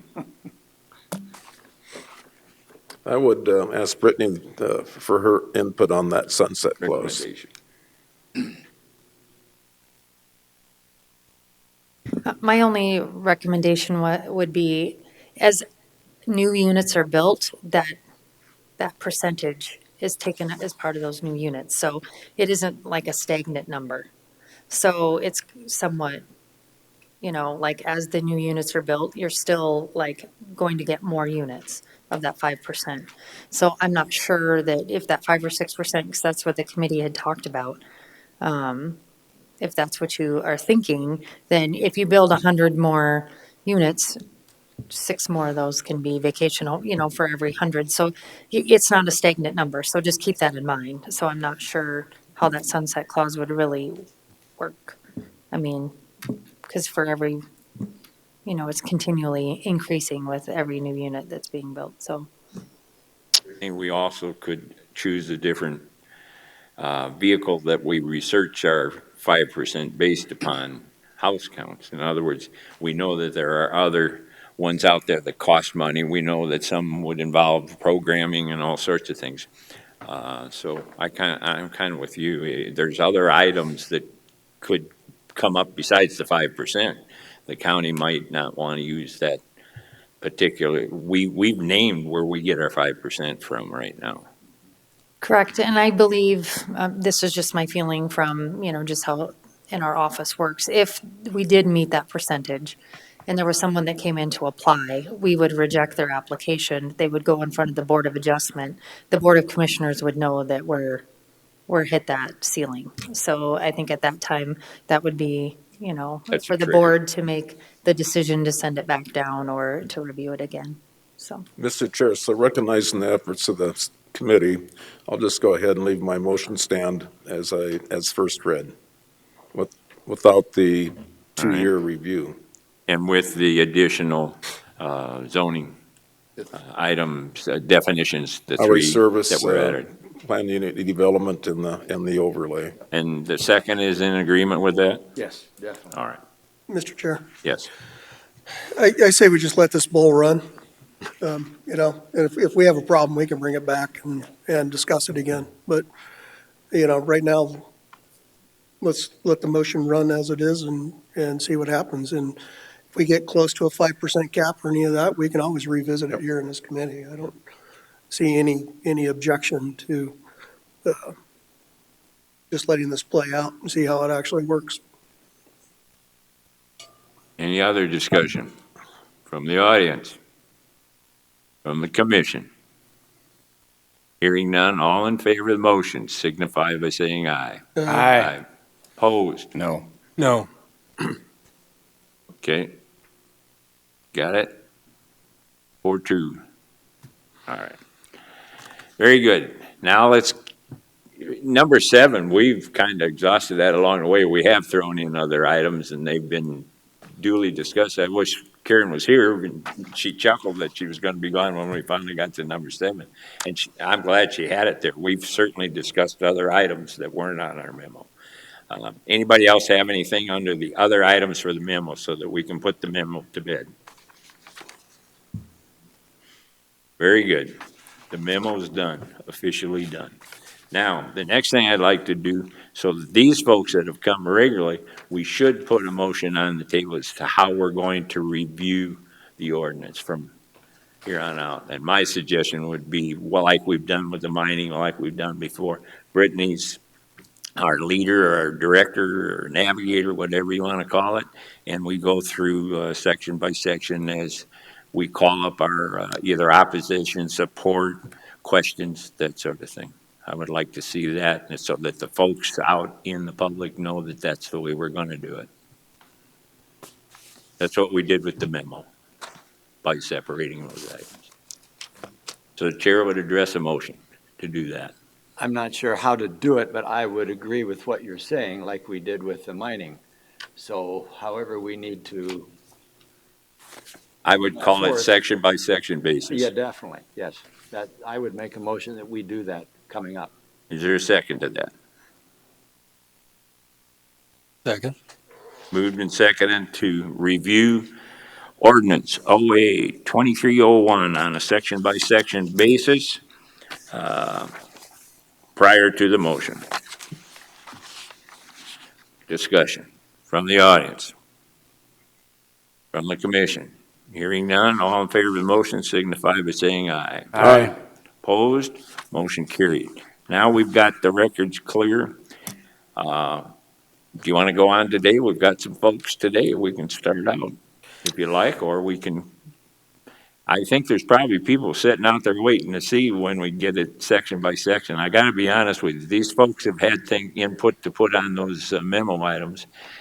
We might be better just doing it because I think we can go through it in one meeting now that we've decided a lot of the key issues. Mr. Chair, I've Yes. got to leave. Huh? I've got to leave. Okay. We still got our quorum, but not very strong. Go ahead. Brittany Mahler, Planning Director. I just want to be clear with the process as well. So once you go through section by section, all of the changes will be made. We'll re-advertise Once all of the changes are made, so you'll have one hearing on all of the all of the proposed changes, every motion that this commission has made, and then it will go to the board. The same thing with the board. If they make changes, it will get re-advertised in its entirety because there's so many versions of After our it. vote and recommendation. Yes, so there'll be one more time even after, and it won't be at a consecutive meeting because of the 10-day requirement, Correct. where all of those changes will be made so the public can see what the actual document is going to be, because we've had so many iterations of it. So just so you understand the timing. Thank you, To our Brittany. advantage, and yours too, to complete it in one sitting. It is to go through it, whether you do it at this meeting or the next meeting. I just want it to be clear that it has to be re-advertised once all of that is made. Once you finalize the document, it'll be finalized. And then from your recommendations, it'll be one more hearing in front of this before it goes on to the Board of Commissioners. So does that Thank- make sense? Thank you, Brittany, Mhm. because didn't throw that in what I was thinking, but that's true. That was in my thinking. I think it's very important that we finish the document, then it go through that process, it comes back, and that way we've got, two more bites of the apple, the public has at it before we forward it on to and that may be able to be accomplished in 2 meetings or 3 meetings, whatever it would be.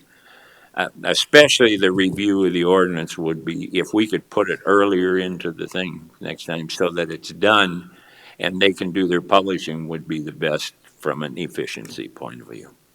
Go ahead Put and it after comment. the consent calendar, right after the consent agenda. Mhm. Do it right first. Oh, I thought you were going to say, put it on the consent. That'd be easy, wouldn't it? Yeah, Yeah, early on like that, I think would I'd be to want our advantage. guards around if Yep. we put it on the consent calendar. Okay, everybody understands what we're doing now. We've got to make a decision whether we're going to do that start it now and do partial, because there becomes a limit where I think we've got to do very clear thinking on it. Go Mr. ahead. Chair, I wouldn't mind getting into this a little bit deeper, especially the 1 acre, which is going to be coming up here. Okay. Haven't we already talked about the 1 acre? That was approved. Yeah, we as the made a change. motion. All right. Okay. That the 1 acre at present is, if you have 1 acre, what it is, and Brittany can correct me if I'm wrong, for the special use permit, if you have 1 acre, you can check that box that they're reviewing. If you do not have 1 acre, then you cannot request a special use permit. You will fall under the conditional use permit process. Okay, got it. Just That's wanted where to- we're at. That's been addressed. Just wanted some Previous, clarification on that. so Okay. I'm good with that. anybody want to weigh in?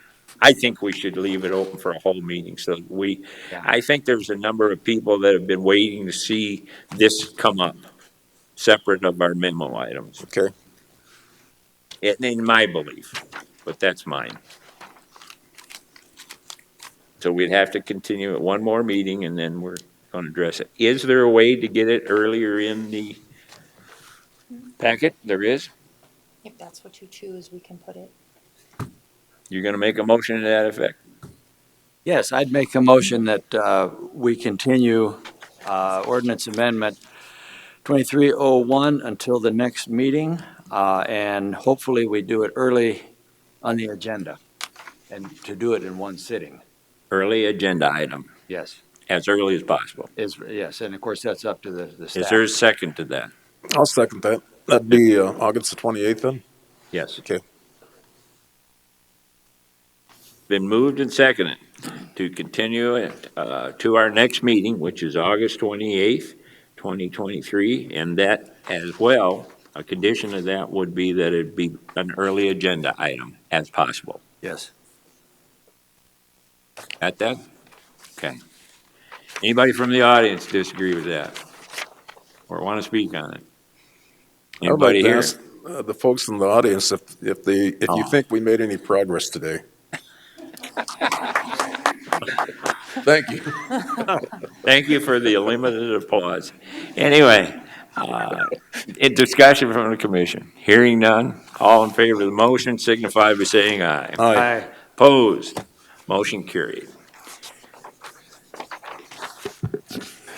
On to item 21. So the county board report, the Board of Commissioners concurred with the Planning Commission's recommendations from the July 24th, 2023 Planning Commission meeting.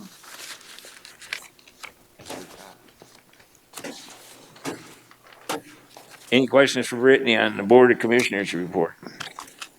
I'll bet we don't see some of those here in the near future when we start sending this forward, huh? It'll be paragraphs. Items from the public. They abandoned us. From the staff, building permit report. Just have the building permit report. We are on pace with what we were in July for single-family residences, and the number of building permits were actually above for the year in 2023 from last year, so. And we are above what we are basically pre-COVID, so we're still kind of trending ahead than what we were pre-COVID, so. Thank you, Brittany. Any questions for Brittany on building permit? Items from the membership. The only one I've got is I sure appreciate you guys, what you've done through with this. That memo might be something we want to consider for future more, what would I call it, diverse type ordinance reviews, because it worked very well to open the public up. The public has a tendency not to, in the past that I've seen, not to tell us what's necessarily on their mind, opposition or forward. You think that's not possible as long as the meeting's thing, but they sure come out with the stuff and nobody follows it, what went on before it when they get to the Board of Commissioners with the elected gentleman. So I'm sure the Board of Commissioners appreciates it when this is so thoroughly done like this. That memo really reviewed a lot of difficult committee items, which helped them. The committee didn't work for us. They worked for the Board of Commissioners. That's all I've got to say. I take a adjournment motion. Move to adjourn. Second. Move to second to adjourn. All in favor signify by saying aye. Aye. Opposed? Motion carried. Thank you.